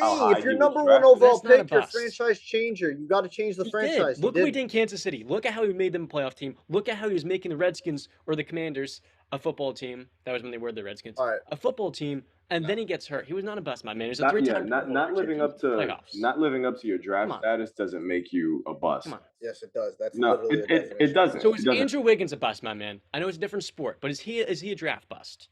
He's a good. If he was the number 1 overall pick, you're supposed to be life changing. When you're drafted number 1 overall, you're supposed to be life changing. He was number 2 on a championship team. My point is, if you're a good player, you're a disappointment. You didn't live up to expectation. That's a bust. But if you're still a really good player and you're making Pro Bowls and All-Star games, you're not a bust, my man. Come on, you know better than that. I don't know better than that because that's not true. If there were seasons where Alex Smith was a top 10 quarterback. There were years where he was right there. That makes Baker Mayfield a bust. Right now, he's 4 years into his career. Okay, 5 but years that's into his if career. we're gonna go by the standards that you put out, he's a bust. Well, his career's not over yet. We got to see how it plays out. I don't believe it. But Josh Allen's numbers are currently right now where he stands. That makes him a more suitable number 1 overall pick than anything that Baker has done. You want to get into Josh Allen? What happened No, 2 but years that- ago but that that guy is the- mentioned? that is the Wait, truth. time out. I I'll let gotta you guys say talk. something about Alex Smith. The disrespect to put his name. No, is I didn't, and I blasphemous. don't want to disrespect Alex Smith. I No, love no, Alex because Smith. I love the the 40 story. But you are a bust when you're the number one overall pick and you don't live up to that expectations. So then Yes, you Baker won- is a you're- bust. Hey, no. We're not doing this. He won 13 games in 2011 on a 49ers team that had not made the playoffs in 8 years. They were a trash franchise in the years leading up and in his first years in the league because he had nothing surrounding him, just like Baker. And just like Baker, he made that a playoff team, and then he went to different situations and made them playoff teams before a tragic, basically career-ending injury. He elevated all of those receivers in Kansas City. He wasn't Patrick Mahomes. No one's Patrick Mahomes, my man. Alex is a borderline top 10 quarterback. Mahomes is a Hall of Famer. He will be first ballot. And I'm telling you, he's one of the most skilled players to ever play a position. But see, this is exactly why. Like, I don't think Baker Mayfield is a bust, but if we're gonna play it by the standards that you're putting out, he is a bust. Because what you expect out of your number one pick, Andrew Luck is a number one pick. He's not a bust. He blossomed from day one. And not only did he do that, he put up MVP numbers. If your number one pick, if he's a quarterback, you're expecting to have an MVP. Baker Mayfield is not an MVP caliber quarterback. Can I go? Okay. First off, his career is not over yet. We're 5 years into Baker's career. Okay. If you want to project into the later years of his career and you're going to say he's going to end up being a bust, then that's okay and fine by you. But you can't call him a bust right now because it's not fair to him. The career hasn't played out yet. Alex Smith, his career is played out. It's done. The book is closed. It's been written. What does Baker Mayfield have to do to not be a bust? You have to be a franchise changer. You got to win championships or championship. I won't say championships because that's, but you gotta win a championship or you gotta be, elite. And I think Baker can get there, but this is, that's my thing. Nothing that I've seen tells me this guy's going to be a top 10 quarterback for years to come. To be fair, Alex was not good his first 4-6 years in San Francisco, and he was a bust at first. Okay, hold on. Please, wait, John, I'm sorry. I'm going to lose my train of thought because you guys are coming at me with like 3 different things, and I'm trying to answer 3 different points at once, okay? So, overloading. Okay, first I don't want to disrespect Alex Smith. I love Alex Smith. I respect the story. I'm humbled by it. I would imagine he's a great person, a great guy. But he's one of the best human beings you'll ever meet. By far. Not even a question. If you're going to put a gun to my head and ask me, number 1 overall pick, Alex Smith, is he a bust? Yes, because he didn't live up to those expectations. Let me ask you a question. That's my point. Josh Allen, Justin mentioned a couple minutes ago. Josh Allen was basically on the same. You guys think, I think I'm getting an understanding from you guys where you think that, I don't want you to say anything. This is what I'm thinking, that you guys think Baker's on the trajectory of being a bust. Josh, if you go by that metric, Josh Allen, after year 2, go look at the numbers, go look at what he was doing. After that year, a lot of people were saying he's on the trajectory to be a bust. What happened? What was the one single change from, I believe, 2019 to 2020 with Josh Allen? He got one difference. That was Stephon Diggs, who could beat man coverage one-on-one, and his numbers shot up to the moon. Okay? Go look at it. Life-changing. You're right on the Stephon Diggs point. Now, with Baker Mayfield, okay? I told you, in that playoff team run in 2020, in the last 11 games, Baker Mayfield was ranked 3rd behind Tom Brady and Aaron Rodgers, I believe, in best quarterbacks in the NFL numbers-wise. Okay? That's inarguable. That happens. So, he has shown he can do it. You want to say the defense or the Steelers beat themselves or the running game beat the Steelers, that's fine and dandy. But Baker Mayfield, I will say this till the day I die until I'm blue in the face. He was the leader of those Cleveland Browns team. Name me the other leader on that team because it wasn't. It wasn't Nick Chubb. It wasn't Kareem Hunt. There was no Joe Thomas anymore. It wasn't Odell. It wasn't Jarvis. It was Baker. As sure as hell wasn't Stefanski. He led that team to beat that Pittsburgh Steelers team. When you're a leader of a team, that means you are a contributing factor to getting your team ready for that game. Ben and Mike Tomlin failed. Yes. Baker and company succeeded. That is what happened. Was Baker one of the three main reasons the Browns won that game? Then go look at the numbers. Then against Kansas City. Context. One mistake away from changing the complete momentum and trajectory of that game. That's all I'm going to say. And you know what? I hope that's all you have to say, because I'm not going to take the Josh Allen disrespect at all. Yeah. You saying, oh, look at his first 2 seasons. He threw 10 touchdowns to 12 interceptions in his first year. He still rushed for 8 touchdowns. Justin, do you know who his number 1 receiver was that year? Who? Might have been Zay Jones. Wow. And then his second year, 20 touchdowns to 9 interceptions, 9 rushing touchdowns, 29 total touchdowns. He improved a ton in his second year. And then, yes, you're right. After the acquisition of Stephon Diggs, he's elevated himself into MVP conversations.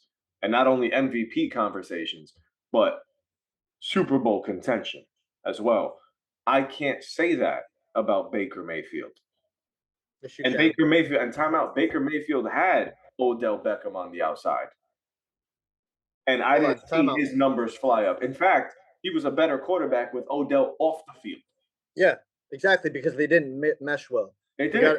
But my point is, so that's why I'm saying I would not consider Alex Smith a bust. I don't like to say that this guy is a bust, because he had a great NFL career regardless. Sure, he didn't live up to the expectation, but when you get a number 1 pick, you expect longevity. You expect somebody that's going to last in the league. You're getting life changing. You expect franchise change. And sometimes it doesn't work out. We're going to look at the last 20 first overall picks, and you're going to see Alex Smith is not a bust, and it's ludicrous that you say that, my man. Okay. It is. Okay. I just want to say, listen, you said that you can't say that Baker Mayfield wasn't on a championship contending team. Yes, he was. A lot of people picked the Cleveland Browns to make it to the Super Bowl 2 years ago. A lot of people, me included. As you know, what it reminds me of? That Philadelphia dream team, where you just stare at the paper, you see this roster of all this glitz and glamour, and you're like, oh my gosh, this team is going to do it. But they didn't. And they missed the playoffs last year. People haven't gone to the Super Bowl. They missed the playoffs last year because Why? Tell us. They were riddled with injuries. The whole team was riddled with injuries. So was the division. The Steelers were riddled by injury. The Ravens, they lost all their corners, all their running backs, and Lamar Jackson. What are you talking about? Are you serious? Are you going to argue that John Harbaugh, Kevin Stefanski, and Mike Tomlin are all on the same level? Kevin Stefanski doesn't sniff their jock straps. Huh?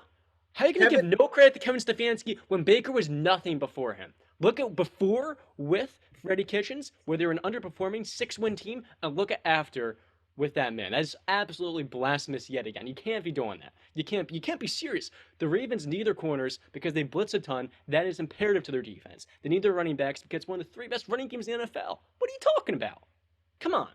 You know better than that. And we're going to look at these last 21st overall picks, because no way is Alex a bust. Trayvon Walker this year, Trevor Lawrence the year before, Joe Burrow, Kyler Murray, Baker Mayfield, Myles Garrett, Jared Goff, Jameis Winston, Javanian Clowney, Eric Fisher, Andrew Luck, Cam Newton, Sam Bradford, Matthew Stafford, Jake Long, Jamarcus Russell, Mario Williams, Alex Smith, Eli Manning, Carson Palmer, David Carr.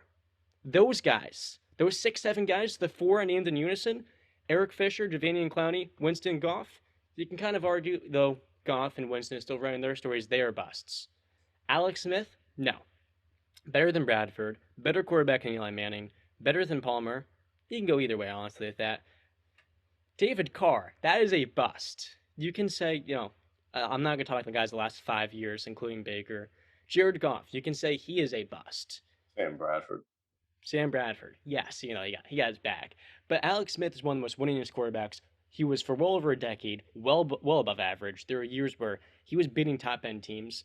I mean, quite frankly, I said before, I'll say it again, there were years where he was running that top 10 discussion. He was making Pro Bowls. He was a really good quarterback in an era that was filled with guys who were maybe more talented, but he was a guy that won you games. And yeah, as a man, I had the privilege of meeting him because my brother, he made his website. And I can tell you, Alex, I met him after he had blown, or the Chiefs, they had lost to the Jets at MetLife. They blew a 21-0 lead that they had in the first quarter. And after the game, Alex was BSing with me about my JV football team. And it was one of the coolest things because the game cost him the bye week that season. And Alex is fighting for a Super Bowl, and he still had the decency and the time to talk to some 15-year-old awkward. I was like BSing with him about the positions I played. He's a terrific man. And at the time, I was like, this guy's one of a Again, kind. I And he's also a great football I player. don't that had think his career I taken from don't him way want too. you to misconstrue my words into hate for Alex Smith. I'm not hating. I'm just We saying understand. I'm looking at what he did, and I'm saying number 1 overall pick, only 3 Pro Bowls, a 2-5 playoff record. Look at the Commanders organization with him, 6-3, and look at them after. Listen, Look at the I'm sorry. look I at don't the 49ers listen, no, after they got rid of him for Colin I Kaepernick. can't. How'd they do? It's what happened. And I don't want to keep disrespecting Alex Smith because I actually do have a lot of respect for Alex Smith, but the facts are the facts. I just think you need to change how you view bust. That's it. Yeah, I would agree that. Because like I said, I wouldn't be disrespecting Baker Mayfield because I don't consider him a bust. But if I'm going by your standards, to me that would make him a bust. If he was drafted later in the first round or the second round, he would not be a bust in my case. He was number 1 overall pick. Aaron Rodgers was in that draft. Number 1 overall pick, and I don't see. You tell me. So by your logic, every other first overall pick is a bust. That's how this works? No. Well, that's basically how it works. Like I just read off the names before: Sam Bradford, David Carr, Winston, Goff, Trevor Lawrence. Right now is a bust. No, Trevor Lawrence is second again. This guy's career is said and done. Trevor Lawrence is in his second year. We got to compare the two. Yes, David Carr's a bust. Yes, Sam Bradford's a bust. Yes, Eric Fisher. Eric Fisher's only what, 1-time, 2-time Pro Bowler. He's a bust. Yeah, yes, he's a bust. Yep, I agree with you on that. Actually, Javanian Clowney, he's only a 3-time Pro Bowler. Yeah, he's a bust. Exactly. Or 2-time, I think.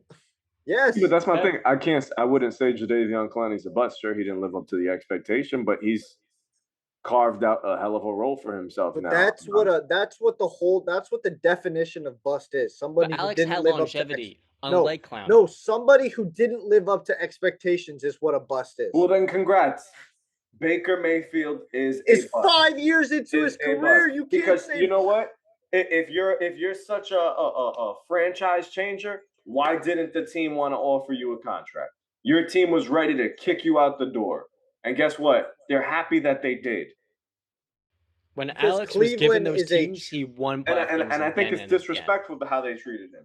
But at the end of the day, if he was a sure thing, if he wasn't a bust, Cleveland would have been fighting for every tooth and nail to make sure that man was staying in the building. Cleveland's a crap franchise, just like Carolina. They're always going to make the mistakes, like you said, Justin. They're always going to make mistakes because they're inherently terrible franchises. Like they're not going to get out of their own way. So I think in 5 years we're gonna have the same talk about Baker Mayfield, and we're gonna say bust. If he doesn't succeed this year in Carolina and he goes to Seattle, is fighting for a starting job, and maybe he doesn't get it over a rookie next season, yeah, his career will be trending downward. And I'm not going to be calling him a bust. I'm going to say he's a well above average quarterback. If he doesn't become a starter again, he's not leading teams to the playoffs, then he will be a bust. Now, speaking of franchises who aren't exactly the best or most successful, the Atlanta Falcons we have not talked about yet. This is a team who they move on from Matt Ryan after well over a decade of high-level quarterback play. I don't really think people realize how good Matt Ryan was for them last season. He had no offensive line, and in terms of weapons, he loses Calvin Ridley. Sure, he's got Kyle Pitts and Cordell Patterson making a Pro Bowl. That was literally all he had. You talked about Russell Gage. He was solid, but like Russell Gage is not a number 1 receiver. Not number 2. If he's your number 3, you're in decent shape. If he's your 4, you're in pretty good shape. And in spite of that, Matt Ryan had that team in the playoff hunt.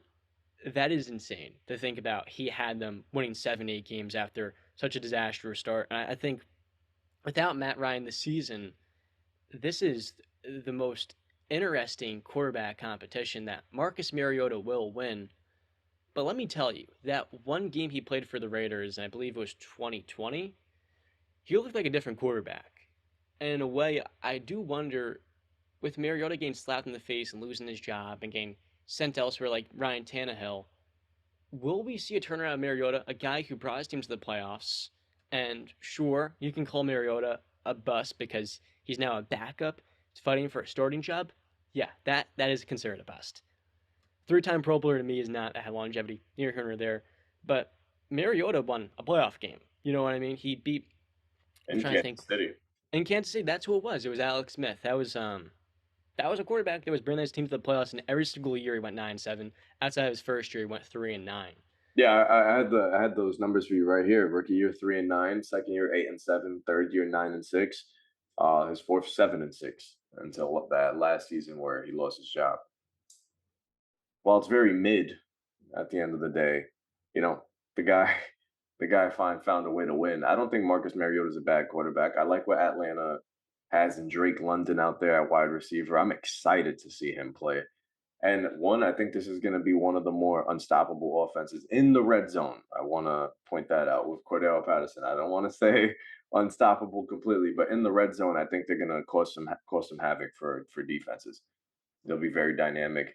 Mariota's ability to run the ball.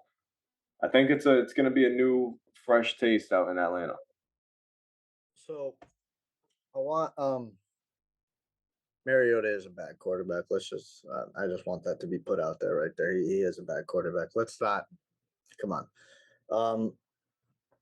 Yeah, I think he's the I think Mariota is gonna most likely he's gonna start this season.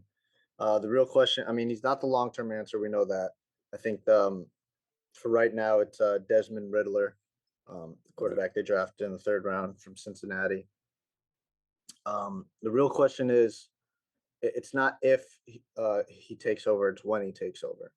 So they're going to lose games this year. Obviously, they're probably going to be somewhere in the top 10 in drafting in their draft pick for next year. So the real question is, halfway through the season, when they're not winning games, are they going to throw this young kid into the fire, or are they going to stick it out with Mariota for the whole season? Let Riddler really, learn as a backup. Maybe throw him in the last game or two to get see what he's learned and what he's got, or does or do they throw him in? I mean, how they could. We've seen it before where they say they're gonna put this guy basically a red shirt year, but then they throw him in the third game because they're like, ah, crap, we're losing. We gotta throw something. Excuse me. Help save us, please. Huh? Help save us. Help save us. One thing I'll say. I mean, is Riddler even the long-term answer though? I don't watch college football, so I don't really know much about him. I don't know. He was on a pretty similar play as a Steeler fan. I'll say this: he was on a very similar playing field to Kenny Pickett. I feel he's more NFL ready than Malik Willis. Willis, he's a project at 24. I was excited seeing him slaying the football at the pro day, but I'm not high on Willis. I think Ritter. I said it right. I think like Pickett, he's an older quarterback that was successful in college, but he's limited. He had I think fumble issues. He's mobile. He can, especially learning from Mariota. I think he can be a starter, but the ceiling with him is tapped at like number I think 17 or 18. I think his ceiling's maybe like a Ryan Tannehill. So so the head coach Arthur Smith said in June, I have a quote, that Riddler is light years ahead of many young quarterbacks, right? I don't know if that still stands true today. I mean, he's the head coach. He's probably going to say something really nice about his, young quarterback. All about building the confidence. One thing I didn't mention about Mariota is I could see it not even being the Atlanta front office or coaching staff making the decision to throw Riddler in. It could be either we know this about Mariota, doesn't stay healthy, and he's got inconsistent quarterback play. He's never played 16 games in his career. So it's not if he's going to get injured, and I'm sorry to say but when is he going to get injured? So Riddler might get thrown in Game 6 because Mariota has an injury he's dealing with and he can't play. And I The hope offense that he's happens. playing in, like Justin said, it looks prolific. I mean, you look at the O-line, they've got a bunch of first rounders. They got a first rounder that Seattle took back in 2016 in Jermaine Ifedi. They signed him this year. They got a first rounder they took in 2019, 14th overall in Boston, out of Boston College, and Chris Lindstrom. Jake Matthews, who's been a mainstay since 2014. He's never missed a game. Caleb McGarry, they took 31st overall in 2019 out of Washington. And then they've got some high drafted backups too. If you look at the rest of the depth of the O-line. And then like Justin said, I mean, they got Cordero Patterson, who's really changed his career since he first came out of college. I mean, who would have thought he would have been a really good running back? Like, that's just insane. Drake He's London, freaking for Pro me, there's a Bowler. lot of speculation on Drake London. I think it was kind of a reach for what he's done in his college career. Because I think he only had one 1,000-yard season, and that was his last year in college. I'm not going to the big body Nate. I mean, 6'4", 220. So he kind of reminds you of like a Mike Evans, Larry Fitzgerald type. Not really the fastest guy, but he's physical, and so we'll see if that translates. I mean, listen, he could either be like those two guys I named, or Justin, you know this very well. He could be like a N'Keal Harry. Yeah. Now Calvin Ridley's gone for the season, so we're not even going to worry about him. He's out for the season for suspension. Matt Ryan's gone. It's a new not regime, a new Coaching age in staff. Atlanta. I get a new age in Atlanta. They did trade for Brian Edwards for what it's worth, and they signed Demir Bird. I do think that Brian Edwards move is very underrated. Very underrated. Yeah. Yes. He's very mid to me. Yeah. And I just want to say one more thing if you guys Fine. want to say something on Bird or Edwards, but the tight end that they drafted last year, Kyle Pitts, 4th overall pick. I believe he's the best tight end prospect since Vernon Davis in 06. And he lived up to the expectations. 68 catches, 1,028 yards, only 1 touchdown, but that's probably because he's getting a lot of coverage in the red zone. So I definitely expect more than 1 touchdown this season. So to hop on the Brian Edwards move, I'm a big fan of that. I always thought that he was a little bit underrated out in Vegas. Didn't get as much shine as he possibly could have. I mean, my only skepticism about this move is the quarterback play. Marcus Mariota doesn't really elevate his receivers. Example, Corey Davis, so every wide receiver in that offense, their ceiling is a little capped with him under center, but he's not the long-term guy. Desmond Ridder probably is, unless there's another one out there. But like I said, I'm still a believer in Atlanta. I like what they did last season. Even though Matt Ryan's not in the fold, I still believe they have some talent there where they're growing. They're building something. Nothing will ever help them recover from 28-3, but they're getting better. They're getting better. Man, if this team could just find the quarterback, they're in grand position to get right back to where they were. Mhm. Talk about Kyle Pitts, he's a stud. Calvin Ridley, Kyle Pitts is a superstar in the making. I mean, he's already a stud. I think in 3 years, he could be looked at as the best tight end in the NFL. Calvin Ridley come back next season. Drake London, they're building a football team out here. They're just getting a bunch of size and athleticism on the outside. Cordell Patterson, he was literally one of the best running backs last year toward the end of the season. Then defensively, A.J. Terrell in the secondary with Casey Hayward. There's a lot of star power on this team. And I got to give credit to Arthur Smith. He is a guy who, I mean, he's spent so much time climbing up the ranks to become a head coach. He made a big time difference in Tennessee. Now he's coming here. Last year, they massively overachieved. The fact, like, Chicago won 6 games last year and this team won 7, those two teams overperformed. Like, I could have never believed this team would have won 7 games, and they did. The offensive line, talking about Jake Matthews, Lindstrom, I think if they can just be bad this season, which they surely will, play in the AFC North, and then they got to play the Saints twice, the Buccaneers twice, and hey, I think maybe they can beat Carolina, but I wouldn't be surprised if they go 1-5 or maybe even 0-6 in this division. That's how The schedule is brutal. it is. Do you want to jump into it or do you want me to? Yeah, I have it right here. I have it right in front of me. Week 1 at home against the Saints. Saints.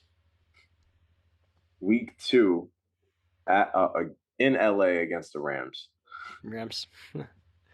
Week 3 at Seattle. No easy place to play. It's a toss-up. I would go with I'll go with the Falcons.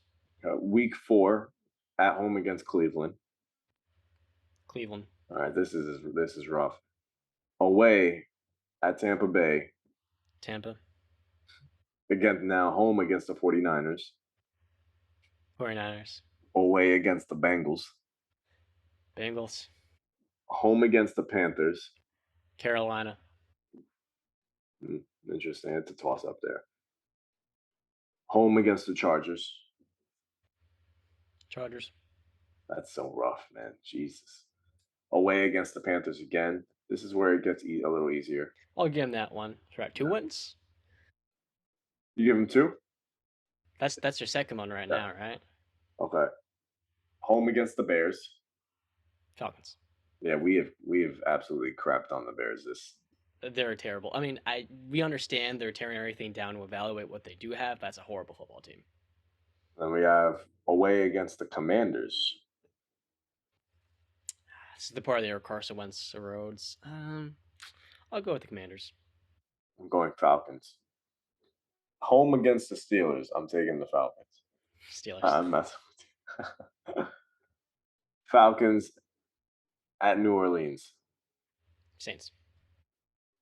Oof, look at this. Look, what a way to end the season for the Falcons, man. This is rough. Great way to get the first pick. Right now they're at 3 wins. Away at Baltimore. Baltimore. Home against Arizona. Falcons. And then home against Tom Brady and the Bucs again.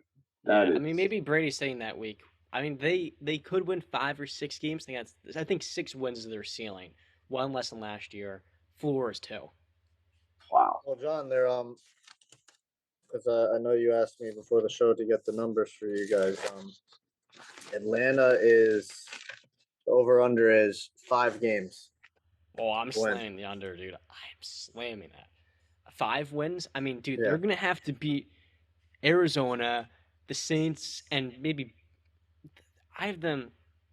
Maybe I think the Commanders is a winnable game, and the Steelers too is a winnable game. Pickett potentially versus Rittercats after the Steelers bye week. I think the ceiling there is 6 wins, but I don't see them getting more than 3 or 4. Especially Mariota. He looked like a different quarterback in that Raider game. Was it against the Ravens? He was scrambling. He was better in the pocket. I think he threw for 240 yards. I think Mariota did learn something from his time in Tennessee. You called him a bad quarterback, and I understand. He had Corey Davis as number 6 overall pick, and he's been a borderline 1,000 guy. Derrick Henry, so on and so forth. But Arthur Smith sees something in Marcus Mariota to then bring him from Tennessee and Oakland, or Las Vegas, I always mix it up, to Atlanta. He clearly thinks this guy is a good scheme fit for him. He can run his offense because Arthur Smith, though he overachieved last year, he's still looking to prove himself. And he's not. The fact of the matter is, he's looking to build his reputation as a head coach. He's not trying to lose games. He wants to be competitive, and he sees Marcus Mariota as a guy who can help him do that. There's familiarity there. He thinks Mariota can just do enough with all the talent that he will. He's not going to be here. I don't think Mariota will actually be the starter after this season. But with Pitts, Patterson, and London, and Allentown as well, another big guy, there's so much talent and size there for Mariota just to throw it up and have those guys go up and jump and get it. I think because of that, we're going to see a fun Falcons offense. Justin, what do you call it? I think you're speaking of it highly. What was the word you used to describe it? Dynamic? Dynamic? Yeah, I think dynamic. Okay. I thought I was saying something a little bit more. Dynamic's pretty reasonable. The offensive line is capable. Prolific, I want to go that far. That's a little too much. Let's go with that. I'll take the over. Mike Davis may not be there. I got him for 6. Really? 6. So what games do you see them winning? I think they sweep the Panthers. I'm very low on the Panthers this year. I'm really that low on them. Even I like if Baker starts. I'm low. I like don't. Baker starts. Like I said, I don't believe any of them will be on the field for it. So I also like Arnold Ebiketie.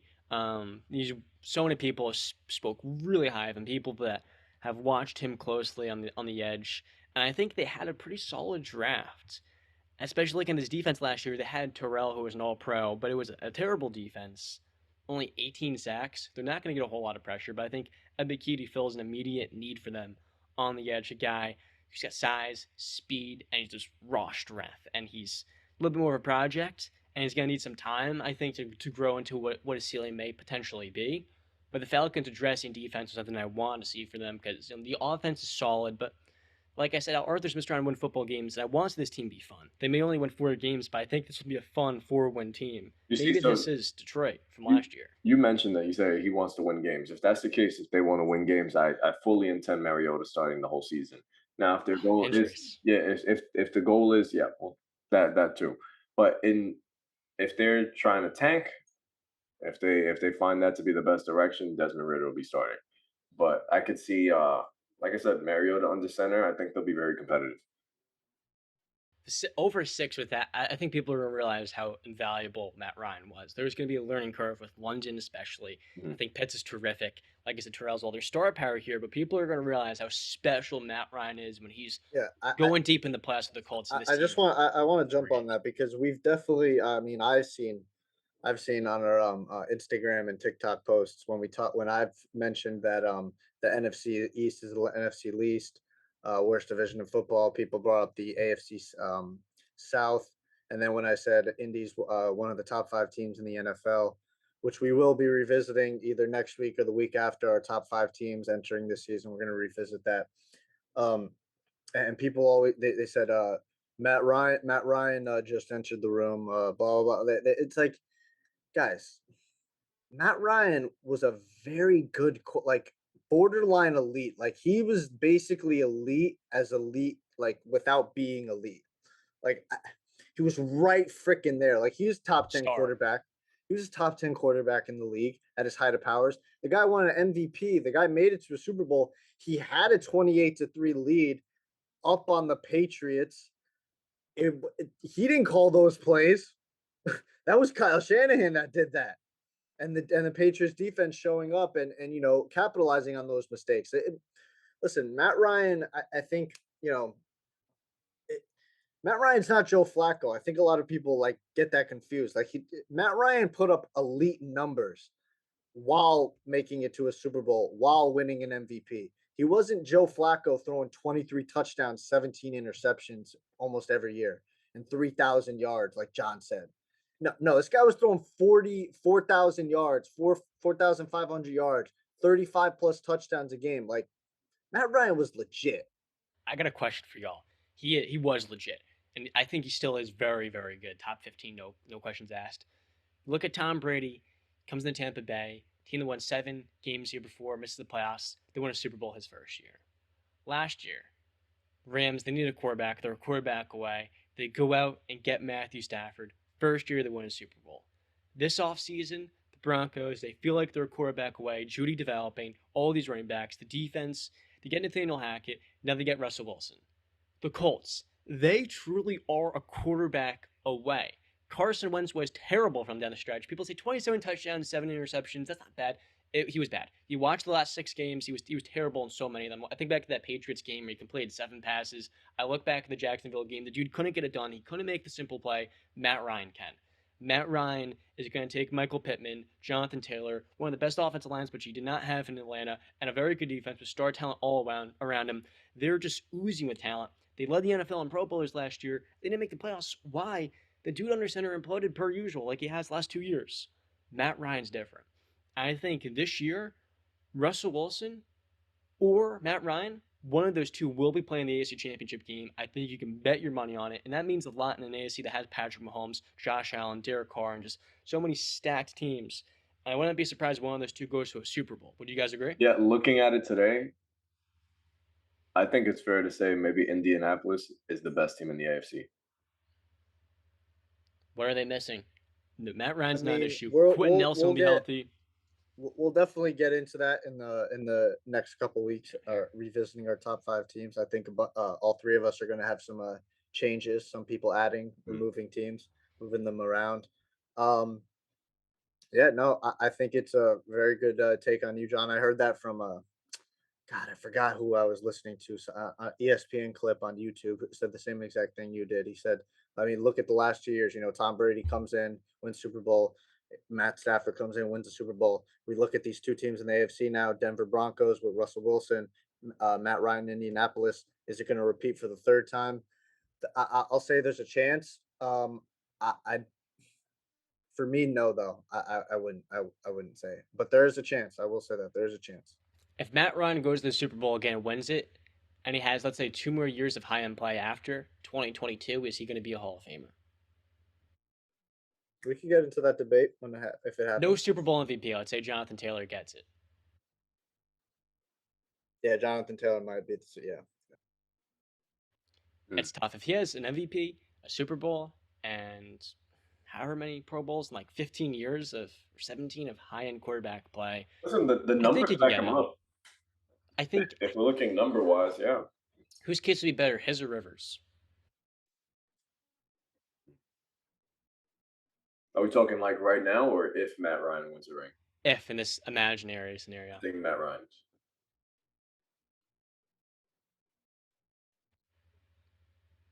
It's a conversation to be had. I think him and Stafford, they can be Hall of Famers, but if they both retired today, they wouldn't be. And I think the story is still being written for both of those guys. If they have the longevity, I think they can be in. Story is still being written, man. Yep, we could run it down. So I got, for the NFC South, I have Tampa coming in first, New Orleans second, Atlanta, to everybody's surprise, third, and Carolina last. I have number 1, the New Orleans Saints, number 2, the Tampa Bay Buccaneers, number 3, high on the Saints, number 3, the Carolina Panthers, and number 4, the Atlanta Falcons. That Saints team ain't got no weakness. I'm telling you. In theory, they have everything around Jameis, and they're going to win 12 games. I got the real lineup. I mean, it's Tampa. If Baker starts, Carolina, then New Orleans, then Atlanta, and I would really, actually, for both of you, I know me and Justin already have a bet down. We got to decide what we're going to be putting on that wager. Right now, I want both of you. Are you going to have the courage of your conviction? Are you going to believe in what you guys just actually said? John, I bet you New Orleans doesn't win the division. I had them both winning 12 games. And then Justin, I bet you Carolina doesn't come in last place. Do you guys accept those? Well, I think the Falcons are coming in last, so that's not true. No, that one was for Justin. I've already got a bet on the table, though. This is. Am I going to bet on Jameis Winston? That's a good question. I don't know. I think they're both going to win 12 games. That's a toss-up for me. I'm a betting man, but I only bet on things I know I'm going to win. So you guys are not accepting these deals. I will not. I'll have to come back. I don't know when Michael Thomas can be healthy. I don't know how much Alvin Kamara is going to be suspended for. Well, I know those two things. I'll have a better idea. But I'm saying Kamara 6 games. Thomas will be ready week 3. Yeah. But who knows? I don't know what Thomas. So Justin, you're not going to. The courage of your conviction? I literally believe that they'll be a 1 game apart, and I just don't know. Yeah. See. You want to say all that stuff about Baker Mayfield and the Carolina Panthers. I'll put my money where my mouth is. You want to take it? Sure, why not? Let's have we have a second bet of the pod, but I like it. That's amazing. The 7th. Rise up, Falcons. Rise up. In the meantime, what's our next segment? No offensive coordinator in New England. Ooh, Coach Pencil time, boys. Coach freaking Pencil, bro. Oh, Steve Belichick sticking the tongue out. I'm not gonna do on there. Justin, do you wanna hit this one in the head? My fellow Patriot. I kicked off the show. You got it, right? Come on. Okay. All right, because I was actually about to write something down, but that's fine. That's why I wanted you to take it real quick, but okay. So with me, do I have any concerns is the question. Is it concerning that there's no offensive coordinator? To me, no. Just in plain simple English, no. I know. Listen.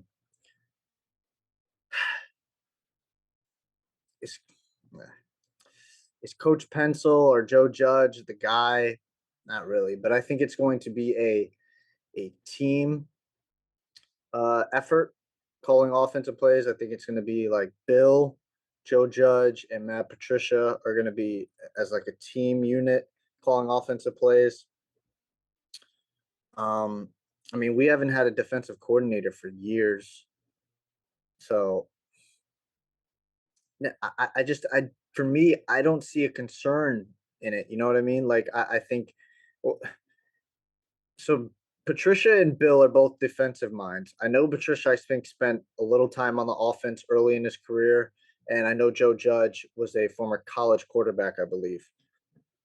Excuse me, but for more Patricia and Bill Belichick, their calling card is defense, so that actually can really help out and make a good offensive coordinator because they know they they know what weaknesses the defense has, how to attack a defense really well.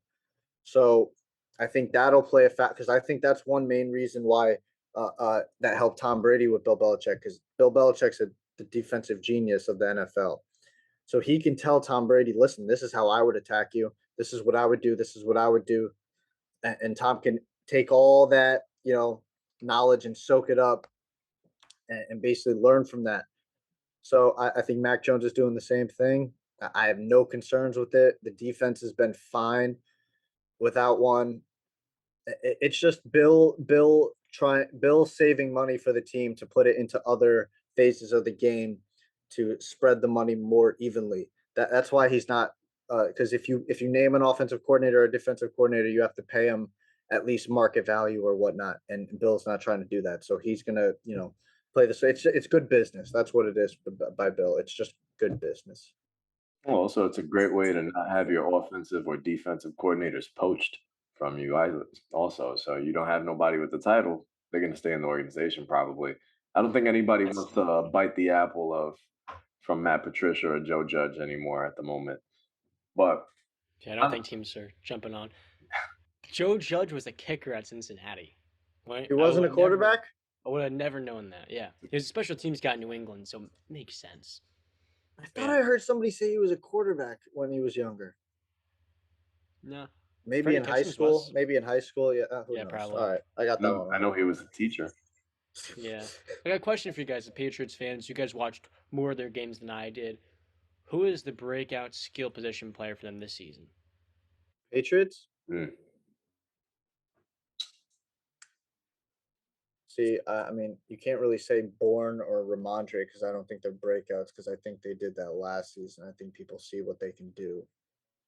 So, somebody who wasn't on the team last year, but I'm a big believer in Devontae Parker. I do believe he's a talented wide receiver. Not too long ago, put up a big 1,000-yard year, had his breakout campaign, and since then we haven't seen that. Well, that's a large part also due to injuries. He hasn't been able to stay on the field also. But couple that with Jonnu Smith probably getting more in the offense, getting more involved, and Hunter Henry, there's some targets there. Devontae Parker is going to be that big man out there. He's going to be the guy you're going to trust to throw the ball up to, and I think he's going to blossom in our offense.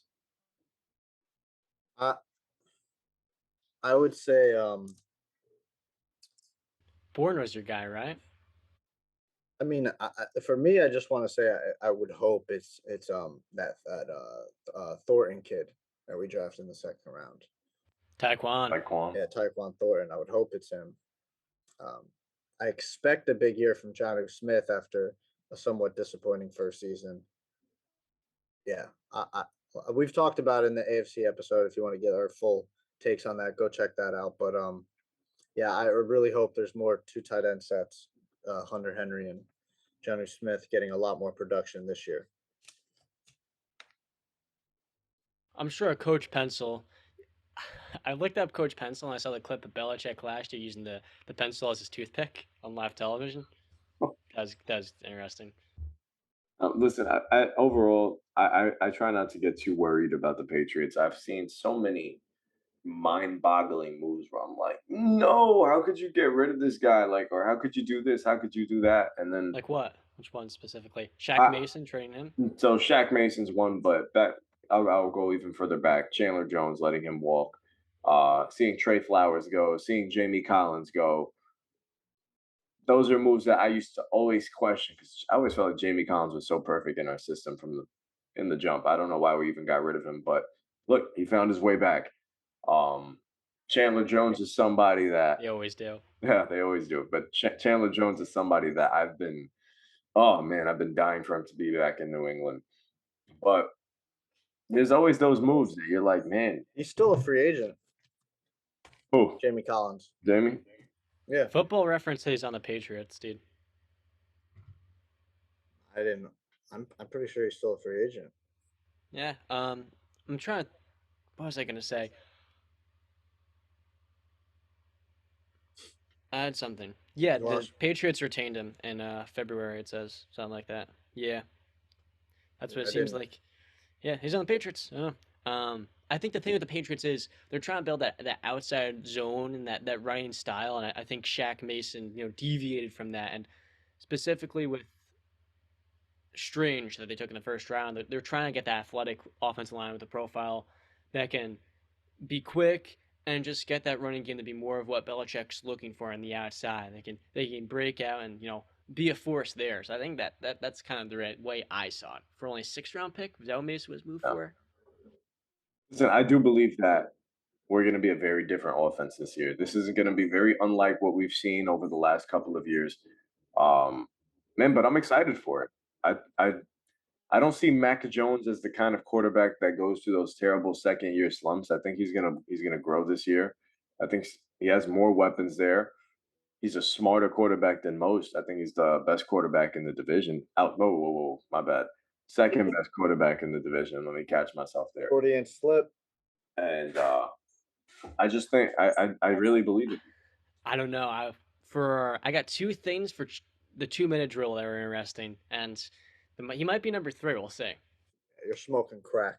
Just because you go to the Jets camp now, you think that Zach Wilson's gonna? Yeah, John, they must have been passing crack around at that Jets camp. We're gonna talk about it. Let's go to the next segment before that. Hold on 1 second. Hold on. So Justin, no concern about the offensive coordinator for Patriots?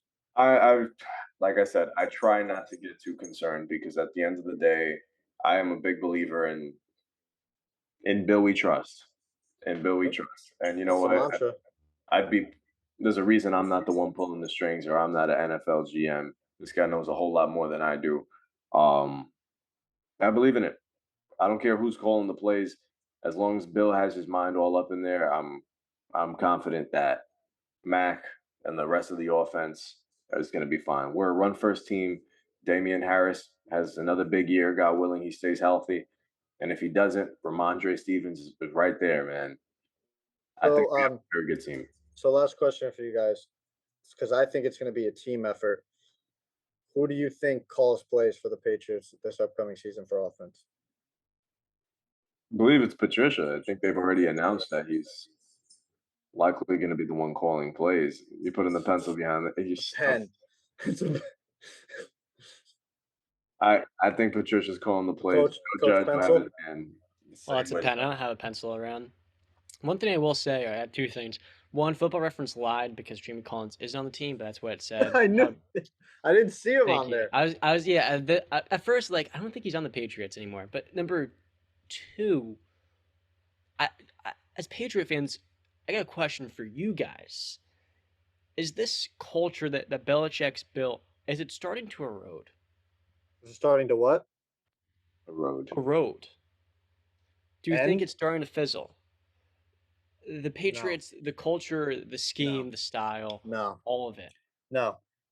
And I'll just say, listen, you guys heard did you guys hear the clip of when Mac Jones got drafted and he was walking out, what he said to Roger Goodell? When they do the dap up and the hug, you guys didn't hear what Mac Jones said? Spell it. He said, don't tell anybody, but this is where I wanted to go. And there's one reason why he wanted to come here, and that's because he knows the winning culture. Bill Belichick sets such a culture. All the former Patriots players talk about it, minus who me and Justin both agree on. Thank God we agree on this. Asante Samuel. Bye-bye, boy. All right. You're the one who dropped that interception against Eli Manning in the 2008 Super Bowl. So why don't you realize that before you start talking crap on Bill Belichick and all this stuff? That guy was talking crazy. But the one interception that would have actually counted. Yeah, exactly. But John, to answer your question about it eroding, I actually feel like an even better word, it's evolving. I don't think this is a new system, new quarterback under center. This isn't Tom Brady's team anymore. We're very different. We're very different. Like I said, this is going to be a new look Patriots offense. This is a different team, and we got a lot to be excited about. We're not going to be as boring. And I will say this. I will say this in Justin's words, the evolving. I remember I watched the documentary of Saban and Belichick. I forget what it's called, but I think it was on HBO Max. It was awesome. Just to see those two freaking brilliant football minds sitting in a room together talking football is just, you're like, holy crap, you know what I mean? And Bill was basically talking to him saying like, yo, the NFL football is changing, you know what I mean? It used to be like, clock management, run the ball, play defense. Now it's get the weapons on the outside, score points, put points up on the board. And I think Belichick has tried to do that. I mean, that's what he tried to do a couple years ago when he spent all that money in the free agency. Why? I didn't understand half of those moves. Yeah, so the Nelson Aguilar move still pisses me off because it's just like, well, I don't. But what are you Bourne gonna was do? pretty good. Huh? The two tight end Bourne was pretty good, but the two tight ends are not actually going to use two tight ends. I don't understand that. Yeah, they did. They used Jonnu Smith more as like a receiver, tight end, fullback, running back hybrid, and it didn't like. I just wanted them to dumb it down. And I hear this saying all the time when I listen to a radio show on Sirius XM. This guy says, KISS, keep it simple, stupid. All right. Sometimes it's just the simple, the less is more is not always better. Less is better in a lot of walks of life.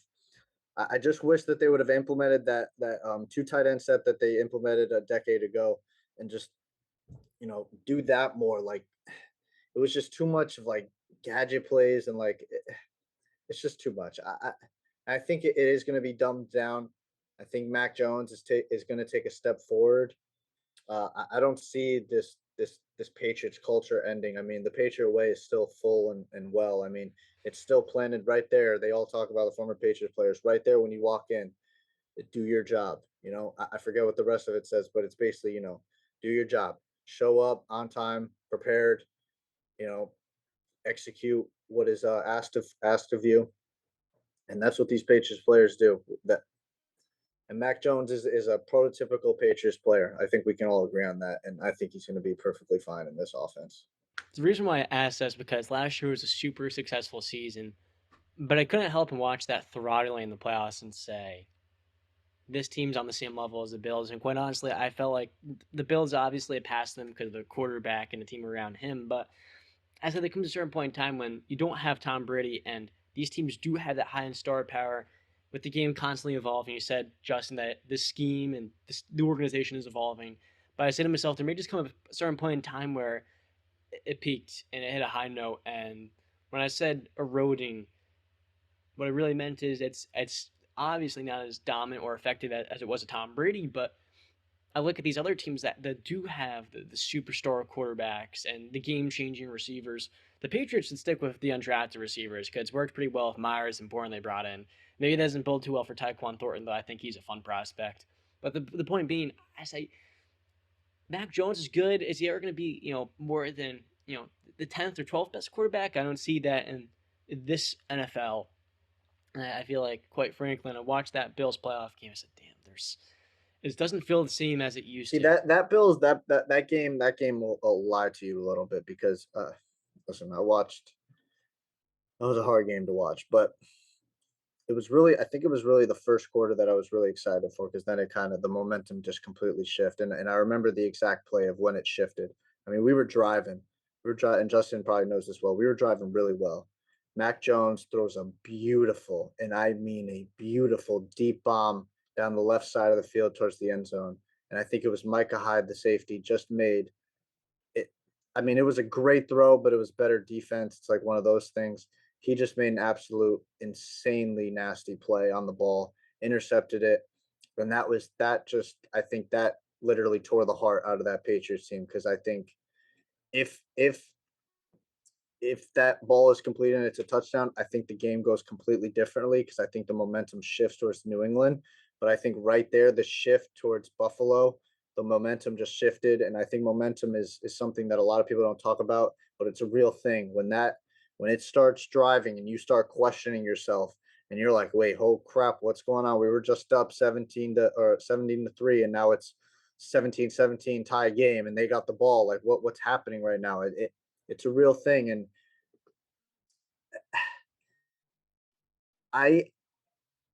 it's going to be an interesting matchup this year with Buffalo and New England. I'm not a believer in Josh Allen. Let's just say that. I don't believe in Josh Allen. You guys know this. This is not a surprise for you. You guys know that I'm not a believer. Don't act like that towards me when Josh Allen done nothing in this league. Hello, what did you just do to Bill Belichick and your Patriots, bud? Huh? You watch that game, and your takeaway after watching Josh Allen throw 5 touchdown passes, Yeah, the and defense didn't show watching up. him. Yeah, but you think Patrick Mahomes is him, and he just went toe-to-toe with Patrick Mahomes like it was nothing. And oh, by the way, it was his, 4th year in the NFL? He is, He by the way, lost. he was drafted the same year as Baker Mayfield. And He if lost. you're all in on Baker Mayfield, and you're, okay, well, the reason he lost, he didn't get the ball at the end. If he did, he would have certainly won that game. Because that Chiefs defense was one of the best in the NFL in the season, and it didn't mean nothing to him. Same way it did against that Patriots defense. The fact of the matter is, man, if you're a Baker believer, and so what are you getting at here? Josh Allen's the best Who gives? quarterback in football. Is he not on He's the same done level as Pat nothing. Mahomes? He's done nothing You want to know what in is, the Justin? NFL to prove he's a I top see what he's 5 doing. quarterback. I see what he's doing. So for Brandon, I agree. It's about production and Super Bowls. If you produce like a Matthew Stafford and you win a Super Bowl, you're top 5. I'd assume Brandon then by default has Matthew Stafford over Josh Allen. Is that correct? Yes, that's easy. That's insane. But moving forward, if Baker doesn't put up those types of numbers, if he wins a Super Bowl, is he better than Josh Allen who puts up the elite numbers, but maybe he never wins a Super Bowl? That depends. Does Baker Mayfield win a Super Bowl MVP? I don't care what Baker Mayfield does. He's not a better quarterback than Josh Allen. Josh Allen's not the best quarterback in the NFL, and that's a laughable statement that you He's in Mahomes' camp. It is laughable. Justin and I we're not looking at quarterback wins. Do you think quarterback wins do you think wins is a quarterback stat? We all know this, yes, and it is a quarterback stat. You guys are like the only 2 people on earth that don't think that. That's not true. It's so true. So for Every Matthew other Stafford, time all out. right. So Every if you're other Matthew position. Stafford, no. If you're a Matthew Stafford believer and wins the quarterback stat, then explain to me how him never winning Detroit outside 1 season. Explain that to me. Detroit. How he's top 5 then? Detroit. But it's a quarterback stat. That's what matters. Then it's a quarterback stat. If it's what did he do when he was? What did he just do? What did he just do when he had a team that actually believed in him? That's the point. That's why we're saying that wins aren't a quarterback stat because of what he just did in LA. Man. So he won. What do you mean? Yes, I get that. But what he hadn't won a playoff game until then. He didn't have the talent around him to win. So he didn't have the talent in Detroit to win. Calvin Johnson. All right, stop. He had Calvin Johnson, one of the best receivers of all time. Stop saying that. Golden Tate was good. Golden Tate. It's a good number 2. With Jim Schwartz as the head coach and Coach But Spencer. he had talent around. I'm tired of this. Matthew Stafford had one of the greatest receivers of all time on his team. I understand the organization was not good. It was one of the worst in the NFL. But the fact of the matter is, Calvin Johnson is a first ballot Hall of Famer. And Matt Stafford put up very good numbers. Yeah, but he never Matt won Stafford with also that. had a very long career without Calvin Johnson in Detroit. He played 7 years with Megatron. My point is about wins not being a QB stat is had he been surrounded with better talent, a better running game, better defense, he's a winning quarterback in Detroit. He did not have that. So that's why I do not knock his tenure at Detroit because of what he had.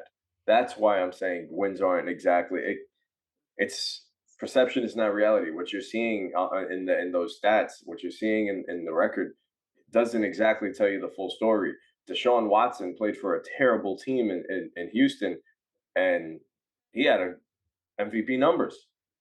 No, the NFL in passing, but he didn't win a Super Bowl. He didn't make the playoffs, so he's not even top 10 because of that. So So is quarterback the most important position on the field? It is. Okay. So then, what position But impacts this the game isn't more than Okay, but basketball. what This can a isn't quarterback do basketball. if their defense is surrendering 35 points a game? What does a Score quarterback 41. do? Well, Score Justin, 41. the quarterback's a leader, so he has to make sure the defense doesn't let that happen, right, Brent? What? Look, a quarterback can only impact the game so much. In basketball, you can play on both ends. There's only 10 total players on the court. So a LeBron can lead a team to the championship, but what if LeBron James can't play on one end of the ball? And more specifically, what if there's another 10 more players on his team, let alone 20 more, 21 more on the field? What Justin and I are getting at here is a quarterback can only do so much. That's a Deshaun was elite. That's a false Deshaun, statement. They touched buddy, the what are you ball talking on about? basically every So offensive then why play. did the Texans win 4 games when Deshaun Watson had an MVP season? What are you talking about? The defense was trash. Like we Okay, just said, that's so the it's not a point. quarterback stats. So, but that I don't understand. I can't understand you guys, because if winning's not a quarterback stat, then why the hell does the quarterback get the most money? Why does the quarterback get the most praise? Why does the quarterback get the most blame? Why does the quarterback touch the ball the most? Why does the quarterback impact the game the most out of any other position? You just said it. Is it quarterback? Why can you not win a Super Bowl without an elite quarterback? Because it's a quarterback league. This is a quarterback league. If we're in a quarterback league, if we're in an offensive league, the quarterback is the most important position on the field. Then what the hell are we talking about that the quarterback doesn't directly impact the game? How a quarterback has the biggest impact. You're not listening to what Justin and I are saying. The quarterback by far is the most impact, but football is a team sport, and a quarterback can only impact 30% of the game, let's say. He can only do so much in spite of being the most valuable by far. This is a team sport. There are 2 sides of the ball, and you can only play on one side. And here's the thing. If you have crappy receivers who can't make plays and they struggle to catch the ball, and your offensive line can't protect you, look, you're only as good as your weakest link. And the fact of the matter is, you can have 2 very good offensive linemen. You can have Joe Thomas at left tackle and, I don't know, Andrew Whitworth on the right side, let's say. But if the interior, the 3 guys in the middle, can't do nothing, and they're terrible, those 3 players spoil the rest of the offensive line. That's how this sport works, man. It's not all about the quarterback, though it's by far the most important position. How is it not all about the quarterback? But you just said the defense stunk, which is how the Texans is it not all about the quarterback? Because they aren't everything. They are a huge piece. They're the biggest piece by far. But this is so much of a team game. You can't, if you have 1 or 2 weak links, then guess what? You're going to struggle mightily. Remember Matthew Stafford in the Super Bowl's thrown to, what was the dude's name that couldn't catch the football? When Odell tore his ACL? I mean, 1 weak link can spoil the rest of the unit, my man. And that's why quarterback wins is not all a quarterback stat. They can only accomplish and do so much. I don't know about you, but I specifically remember a quarterback, Matthew Stafford against Tampa Bay, made the game-winning touchdown throw, impacted the game. Matthew Stafford led the 4th quarter comeback in the Super Bowl. We're never going to agree. Against the Bengals. Won the game. I view quarterbacks, and I think I've said this on the show before, that I believe quarterbacks and pitchers in baseball are very, very similar. As far as wins in baseball for pitchers aren't, it's not a pitcher stat. We don't look at it and glorify it anymore. Yesterday, just last night, the Yankees are playing the Cardinals, right? Domingo Germán for the Yankees is on the mound. He goes 5 innings, only allows 4 hits, 1 earned run. 1 earned run. Guess what? He got the loss. The final score of that game was 1-0. He had 0 run support. 0 run support. But he pitched a gem. It happens. If the people around you are not contributing, then you could only go out there and go get yours. You saw it in the AFC Championship with Mahomes versus Josh Allen. That is what you signed up for as a quarterback. As a quarterback, you understand you are the leader of the team. You're the most important position on the field, and that you will get the praise if you win and the blame of you if you lose. That is what a quarterback. They understand that. Did Josh Allen get the blame? But the thing is, you took all the blame off of Baker Mayfield, and you pointed at everything else, everything on the outside. Every failure that Cleveland went through, if we pointed it at Baker Mayfield, you're like, no. There's the coaches. It's that. It was the coach. But the coaches weren't out there. The coaches weren't out there executing. Exactly a QB stat. It wasn't all his fault. Are we gonna sit here and say it wasn't? Like, you really going to get into the gritty deep? We all. What do you? But that's the thing. We're That's the point, agreeing man. with you. We're agreeing with that statement that it wasn't all Baker. It was all the things around him. Obviously, it wasn't Baker because you could see the things around him. So was that a quarterback stat when he was struggling his second year going 6-10? Was that a But it clear also indication? but it also, because you didn't let me finish, but it also was partly Baker's fault because of how he played last season. But I'm talking about 2019 as well. But yeah, Okay, well, but last season was it's the NFL. It's what have you done for me lately? So that's what he did for us last year. So he didn't perform at the well what he got, and he got. Trust me, I might be the one defending him, but you could look, turn on your TV, go on your phone. You'll see everybody saying, "No, this was Baker's fault. This was Baker's fault. No, this was Baker's fault." Everybody else is saying it. I'm one of the few people saying, "No, no, no. Look at the whole story around him. It was not Baker's fault. Yes, he had some to do with it, but it was majority of the front office." And that's another point with Matthew Stafford. You can only do this is on the field. I'm doing what's on the field. You're supposed to surround me with the talent appropriate. this is the NFL. This is not for long. He had one season where he had the appropriate talent to make a run with a good head coach, an above average head coach, and Jim Cole. No. The second time they didn't have nearly as well as a team that they had. What are you talking about? They had an elite running game, an elite offensive line, 2 superstars in the defensive end, elite run game, and a coach of the year. They didn't have an elite run game. Ernest Johnson was running for 200 plus yards. Ernest Johnson, do you not know who he is? Because he was running for 200 plus behind that offensive line. So what do you mean? That was Reggie Bush's year. I'm talking about Baker, man. Oh, I said I flipped to Matthew Stafford. You did. Yeah, I was talking about Matthew Stafford there in Detroit. I stopped listening at a certain point. I said when he got Jim Caldwell, Matthew Stafford had about one good year to make a run.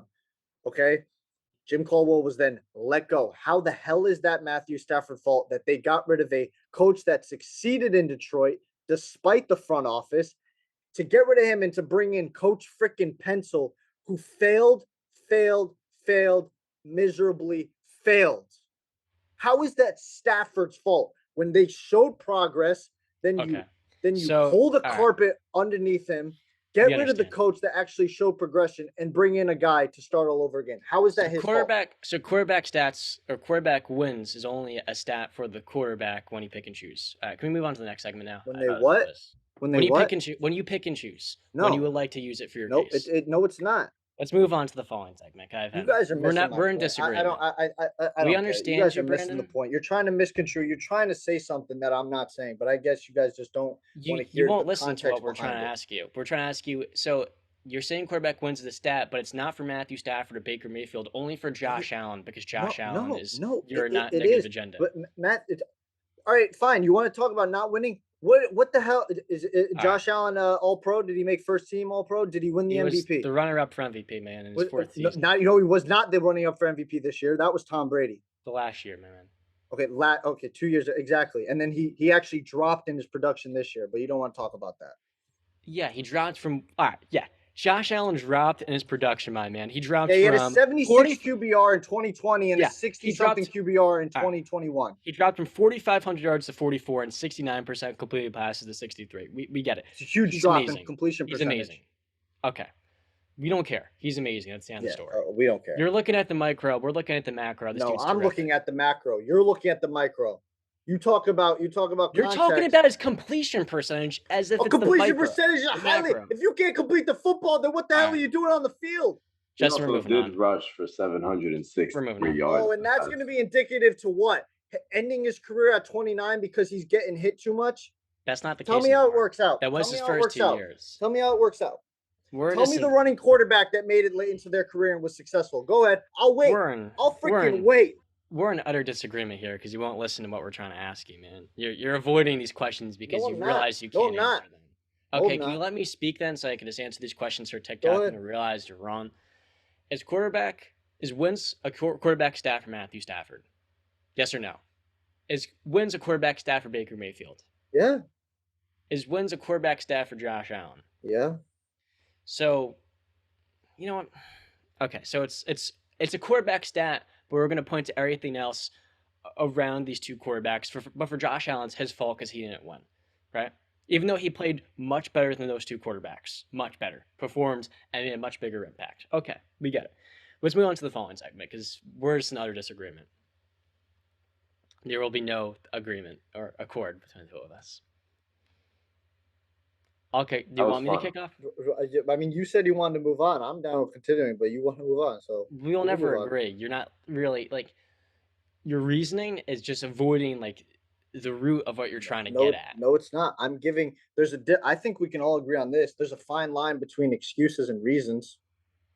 I'm giving valid reasons to why Matthew Stafford didn't succeed in Detroit. But and I don't think not you staying can healthy disagree with those reasons. Part of getting injured, it can only be used as a reason. It's not just an excuse. You get injured, that's on you. If you're injury prone, use injuries against Tua. You use injuries against Marcus Mariota. But for Baker Mayfield, you use it as an excuse. That's the difference between those three quarterbacks. No, that's true. Use that as an excuse for some guys, and the others that you do like and have an agenda for, use that as an excuse. But for the ones you don't like, it's the reason. That's not true. Can I speak now?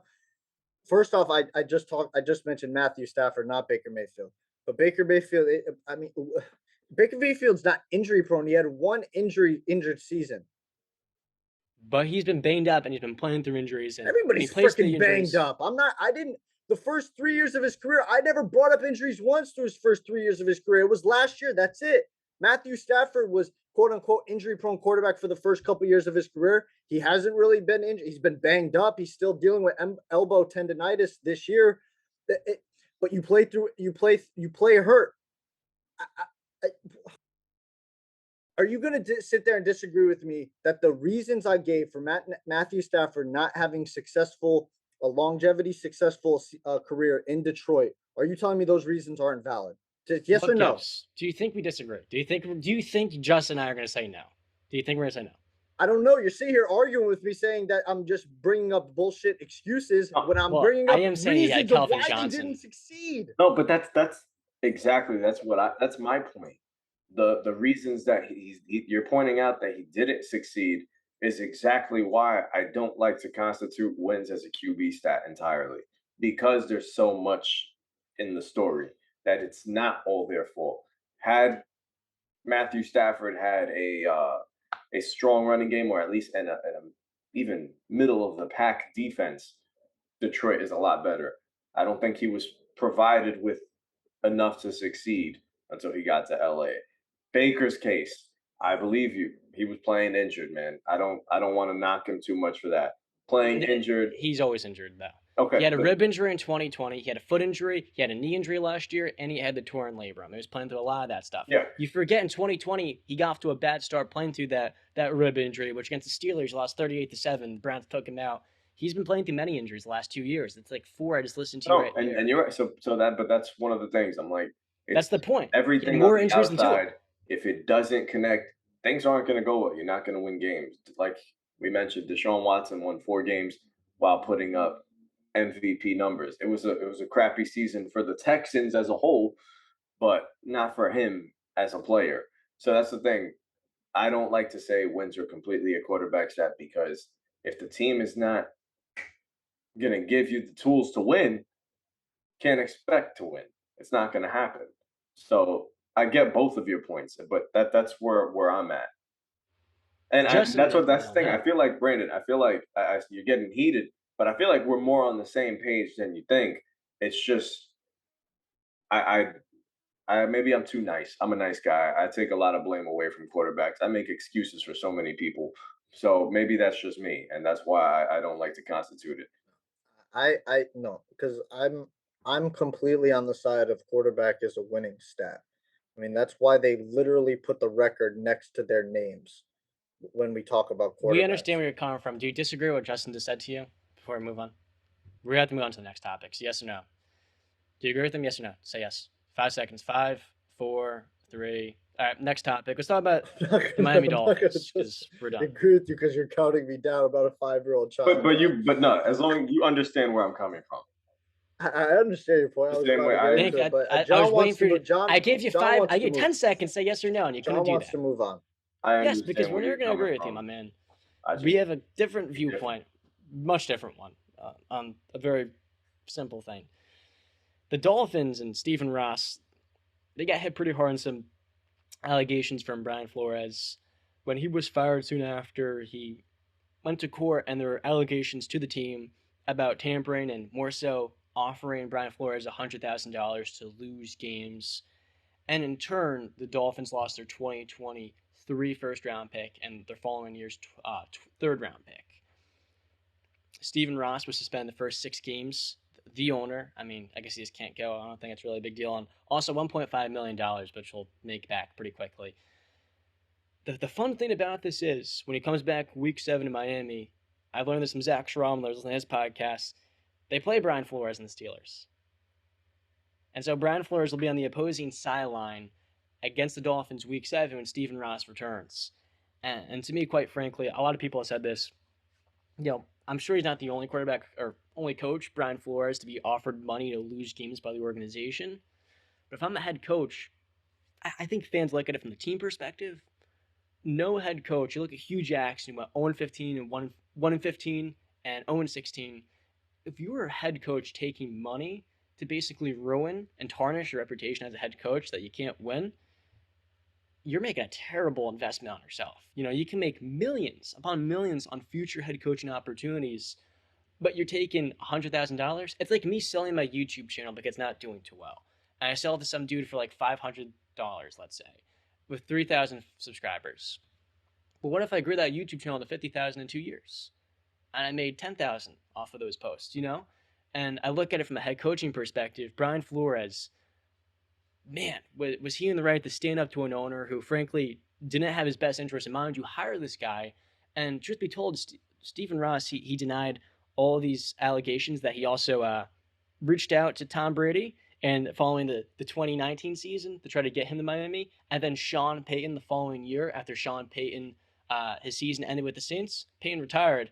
He was trying to get both of them, I guess, during the illegal tampering period. The dude really has no regard for the rules. And I guess as a million to billionaire, you feel like you can assuage certain things, which sometimes you can in life. But in the NFL, when you get caught for this stuff, you would think you'd get hit with a hard penalty. He didn't. He really didn't get hit with nothing. I felt like this was really just and quite frankly, the first round pick hurts. But at the end of the day, I think the cool storyline here is that Brian Flores will get to blow out his Miami Dolphins at home when he returns to the sideline. Watch Brian Flores laugh as Miles Jack and Devin Bush, all of his other linebackers, are taking out his running backs before they get past the line of scrimmage. So I think that's pretty cool. I think my favorite story about this whole thing is the fact that I saw something on Twitter that made me laugh, and it's like how Bill Belichick is playing chess while everybody is playing checkers, and they're saying that he sent that text message knowing like he basically set this up. Miami loses a pick, he sends this text message out to the wrong Brian, and look at that. Now Miami's down a first round pick. Pretending to not how to use a phone to screw opponents. Dude, it's hysterical to me. But no, on the side of Brian Flores, man, this is good, man. I'm looking forward for him to go up against Miami and beat the daylights out of him, because I think we could all agree he should still be a head coach, whether if not Miami, it should be somewhere. He was a great coach, and the teams that he put out there were tough. They were gritty, just like he is. And it's a shame. I actually wish that he came back to the our organization, but yeah, man. They'll sacrifice that, I suppose. Yeah. I'm happy for Flores though. Yeah. Yeah. You got something? I don't know. This is a non-issue. I don't really care, to be honest with you. We talked about tampering in our NBA episode. It's a joke. It's stupid. Tanking. I mean, okay. I'm not gonna. Yeah, it's so hard to say because this whole investigation has been a joke, so it's hard to even take it seriously. I mean, I guess Roger Goodell basically admitted that Stephen Ross did say to Brian Flores to lose games to get a better draft stock, but he said it in jest and jokingly, and I thought he just completely denied it. Huh? I thought Ross just utterly denied it all. Like, I deny all of this. None of this is true. I am not in the wrong. I'm totally right. I don't. Hold on, let me find the quote. Go ahead, keep talking. I'll But find the quote. the Right one here. thing, Brant, I think this does matter because the Dolphins lose their first round pick. They still have one from San Francisco because the 49ers trade up to get Trey Lance with the number 3 overall pick. So they still have that resource. But the 49ers, to me, are a potential contender. And let's say they had the 24th pick. The Dolphins missed the playoffs, and that pick would have been number 17. Dude, they could have packaged those 2 picks together with like that future 3rd round pick and legitimately got into the top 5 to get a game-changing franchise quarterback if Tua doesn't succeed this Mhm. year.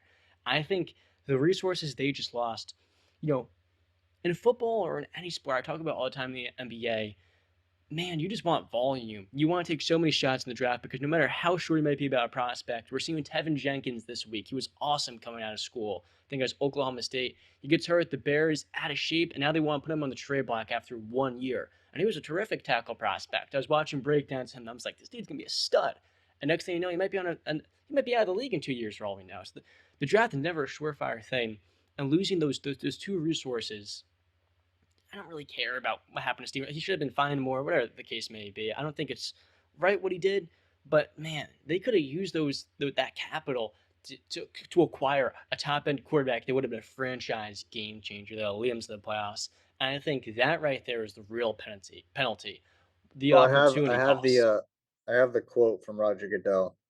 It says, Commissioner Roger Goodell still indicated Ross should understand the weight of his words. Quote, even if made in jest and not intended to be taken seriously, comments suggesting that draft position is more important than winning could be misunderstood and carry with them an unnecessary potential risk to the integrity of the game, end quote, Goodell said. Brian Flores released a statement. I'm just going to read a little bit of it. He just said, I am thankful that the NFL's investigator found my factual allegations against Stephen Ross are true. At the same time, I am disappointed to learn that the investigator minimized Mr. Ross's offers and pressure to tank games, especially when I wrote and submitted a letter at the time to Dolphins executives documenting my serious concerns regarding this subject at the time, which the investigator has in her possession. So, right there, it's just like even the NFL is not really taking it seriously. I mean, Stephen Ross, they're saying Stephen Ross said it or said something like it, but he said it jokingly. It's just how can I And not why sit did he here say and it jokingly? huh? Why did he say jokingly? It's like, I don't. hey, That's what I'm saying. And Brian Justin, do you want Flores, to go rob a bank with me? yeah, Brian Flores is basically. I mean, a lot of people do actually joke about that, but they're not. They're not serious about. The point Yeah, is, like, if I'm actually thinking about it, I say, hey, do you want to do it? And then bank gets robbed the next day, let's say. That's a terrible example. Make yourself exactly. And horrible. That's the point. Brian Flores is basically saying like, you guys aren't really taking this seriously. Like and how am I supposed to take it seriously when the NFL's not taking it seriously? They're basically saying this is all a joke. I mean, look at what they took away a first round pick and a third round pick. They fined him $1.5 million, which I've said is chump change to a billionaire. I mean, who wipes his ass with that money? Let's be honest. And he's not allowed to be in the facility for the first 6 or 7 games or weeks of the season. Who the hell cares? He probably visits the freaking the facility like twice or 3 times a year. He's not even gonna be there. What's that? It's all a joke and it's stupid. God forbid he's not there. Yeah, I don't. It's a joke. But The the NFL opportunity needs to cost, though, freaking. is hard. That's tough. Like I said before, I don't know, like the opportunities that they had to trade up and go get a quarterback or another offensive lineman for Tua, that's now gone. Yeah, but didn't you say that Tua was the guy? No, I believe in him and I want him to succeed. He's a guy that I think gets a bad rap, especially for someone that had his hip injury coming out of college. And he comes to the NFL, he does all the right things. You talk about situation, circumstance. He had a terrible offensive line that was killing him. He didn't have no weapons because all of his receivers were hurt, didn't have a good running game. He had nothing. And people are trashing this guy when he was never the problem. If you put Tua in New England, I think they could have been a playoff team. You put Mac Jones in Miami, I think Mac Jones fails. And people will be talking him under a similar light because you got to look at the surrounding cast. Justin and I were talking about before, and I don't want to get back into it because we're never going to agree on this. Quarterback wins. It's tough. You can't just put all on the QB when you have nothing around you. Like Tua, name me one piece of support Tua had because coach wasn't even an offensive guy. Did he have any support in Miami? He didn't. He had none. And now he's just finally starting to get that, and an offensive game changer that he's going to call plays. He brings his system. He gets a superstar, young star, gets the tight end on a franchise tag. Like, Tua's actually getting surrounded with pieces. And I'm saying, okay, I want to see this guy prove people wrong. The same way you want to see Baker Mayfield prove fans wrong because you feel he gets a bad rap because he didn't always have the talent around him, but he showed the ability to win playoff games. He's shown the ability to be more than enough. He's had high-end runs. He's put up good numbers. I feel like with Tua, it's a similar story. Whether or not you think Baker's better, I agree. I do think Baker's better. But the fact of the matter is, you like a guy, you want to see him succeed. So, no, I don't think I don't think Tua's going to be a top 10, top 15 quarterback. But is he the guy? I don't know. We have no idea. But we'll find out in 8 weeks. Justin, would you take Tua over Mac Jones as our starting quarterback? No. Yeah. No. Hell no. Hell no. I'd say hell no. I didn't say Tua. I think Mac Jones is better. I would agree with you. But if you put Mac Jones in Miami, I'm saying he would have flunked like any quarterback that's young. No? You don't agree? Really? Do you disagree with that, my man? You think Mac Jones would have succeeded with no offensive line, no running game, and no weapons? I mean, he didn't have no weapons last year. Jalen Waddle was in and out. I'll admit that Jalen Waddle was in and out of the line. That was it. Parker. He had a good running game. Didn't he have Gaskins and Gaskin?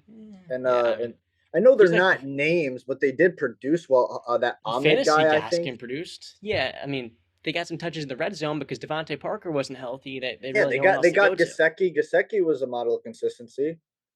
I think they had weapons just now compared to what they have at the moment. Yeah, there's no comparing. You got Tyreek Hill. I'm expecting actually. I know you said Tua probably won't be a top 15 quarterback. I think he will. This season, yeah. I think he'll produce at the level of a top 15 quarterback, but I would take Kirk Cousins, Jameis Winston, maybe Wentz. I don't know. We'll have to see him and Paul one more time to say no. Obviously, I'd rather have Baker. I just said that before. I think Baker is above average. I think Tua's average. So, like you said, we'll see in 8 weeks. Mac Jones as well.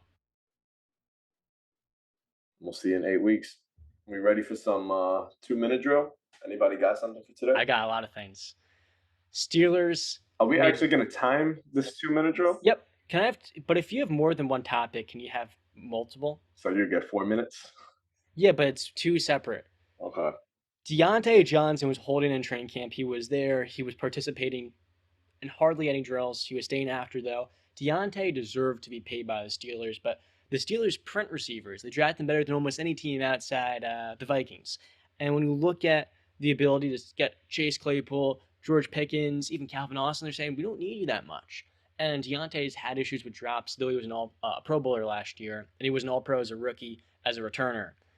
But, man, he deserved to be paid. He hasn't had a quarterback, and like I said before, behind any great receiver is a great quarterback. He had Ben, his last legs, who compromised. People talk about his arm. It wasn't really his arm that was a noodle. It was more so his legs. He couldn't move, and he couldn't get the lower body strength into his throws. So Diontae can make plays down the field, but Ben could never connect with him. It was the same thing with Chase Claypool. Finally, Diontae at least can say, I'm in Pittsburgh for the long haul. I get to work with Kenny Pickett. Gets a 2-year deal, $18 million guaranteed for $39, $27 million guaranteed. 18 could be added on to that extension, which averages out around 18. And I say, no, I did the math wrong. 11 million can be added in, but he's getting 18 million per year on average.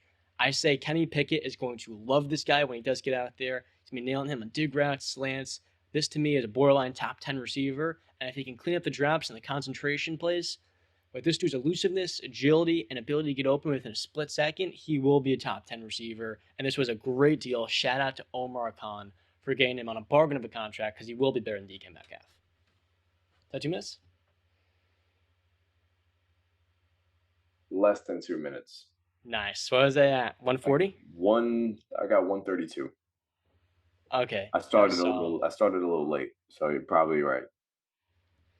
Yeah. Debo got paid as well. I don't know if that's going to be one of your topics, but it could be. I got a second one, which I'm blanking on. So I like one of you guys to go around, all of you. Just to remind you, I think it was about Zach Wilson being the second best quarterback in the division. Was that what you were going to talk about, John? Yeah, that was what it was. Okay, I want to hear that, please. So I'm going to start the timer now. Yesterday, I went with my boy Joel to record and get interviews for his company, The Game Day, at the Jets practice. Basically, it was like a scrimmage, the team, August 6th. And last year when Zach Wilson was there, he looked terrible. He was slow in his decisions. He wasn't very sure. He was missing throws. But yesterday, I saw him working with Tyler Conklin, and within a split second, he was making rapid reads. The throws are on point. We've known Zach Wilson has the talent and the ability to sling the football, move around, scramble in the pocket. Last year, though, he didn't have an offensive line. He was hurt at one point. He struggled with, of course, Corey Davis and Elijah Moore going down toward the end of the year, both being on IR. But yesterday, we saw with Elijah Moore, Corey Davis, Tyler Conklin. Conklin's good. He had a career year last year in Minnesota, 600 yards. I think if you're a fantasy guy this year, I would take a flyer on Conklin because they had a connection together. Zach hit him quickly and efficiently on 7-on-7 drills. Part of why Conklin was getting open is because he was inside. And I think Zach hit him on 1 or 2 touchdown passes. The dude was quick. He was rapid in his reads. The football looks beautiful coming out of his hands. The fans loved Zach, obviously, because he is kind of a legend for on the field and off the field reasons.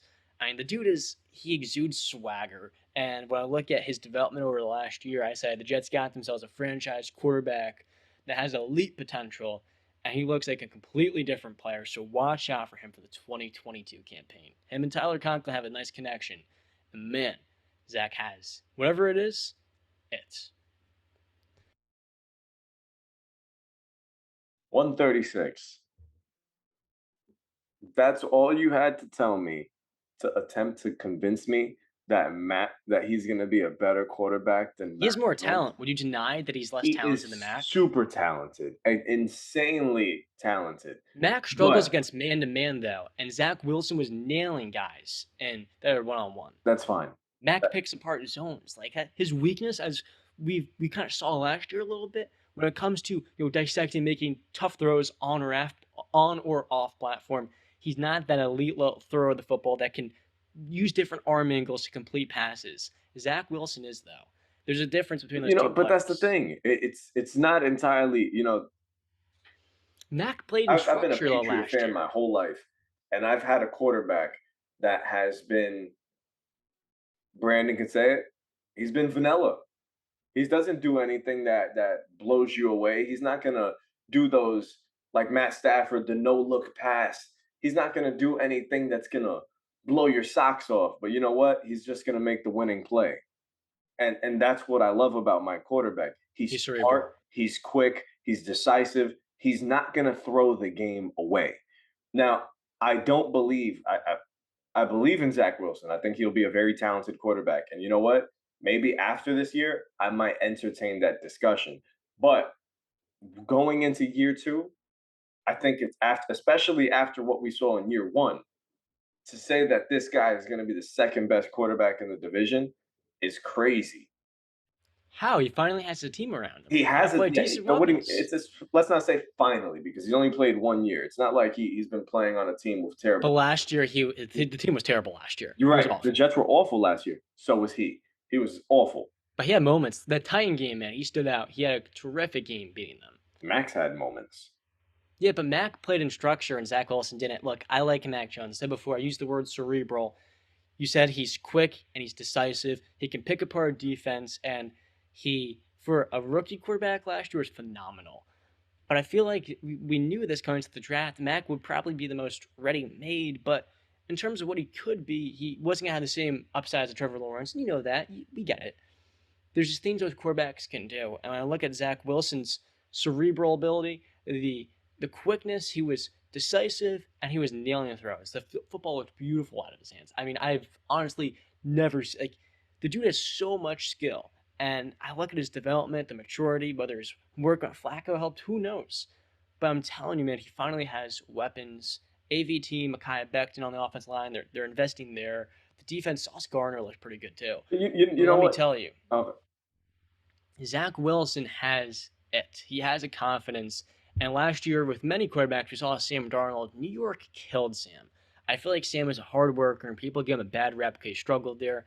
But New York really ruined his career. With Zach Wilson, you wouldn't have known that he had a poor and a bad rookie year with the way he played. And I'm telling you, the way he could quickly scan the field, make the right play. He had a connection with Conklin that was special. Like, he was throwing balls and nailing Conklin in tight windows. The throws you're making were quick, and in the NFL, it's all about making a throw in a split second, being right on time. If you're 0.2 seconds late on a throw, it could be an interception opposed to a touchdown. And he was nailing that quick little time frame. He's grown so much as a leader and decision maker. And we'll see it in 8 weeks come week 1. But yeah. One thing I heard from John in his first tangent on Zach Wilson is the talent of Zach Wilson, right?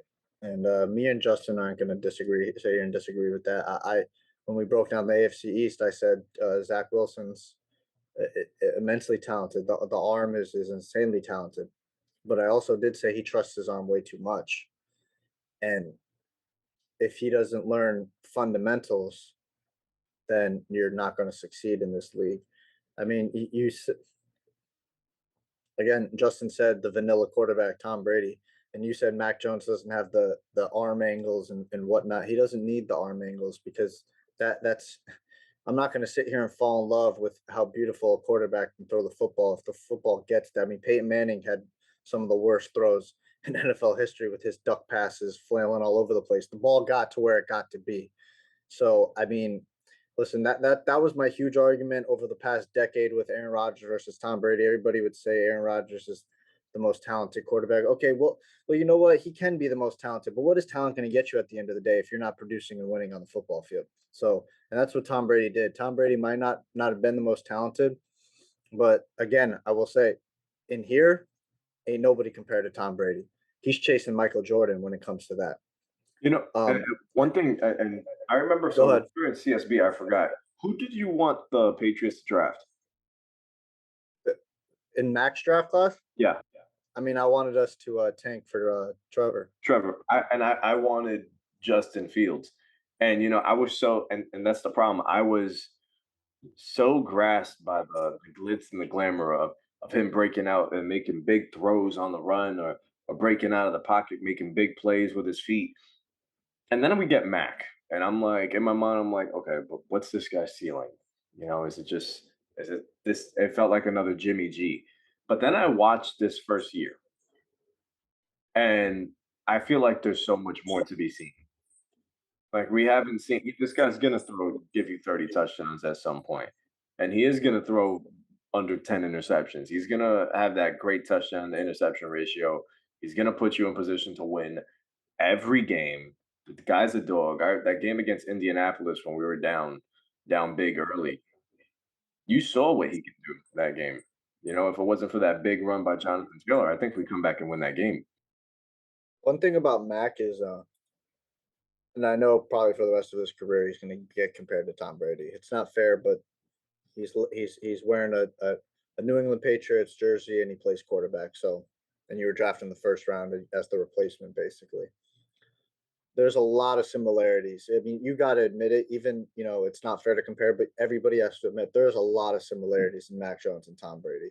Early Tom Brady. With everybody talking about he doesn't have the biggest arm, the strongest arm. He's not a physical presence.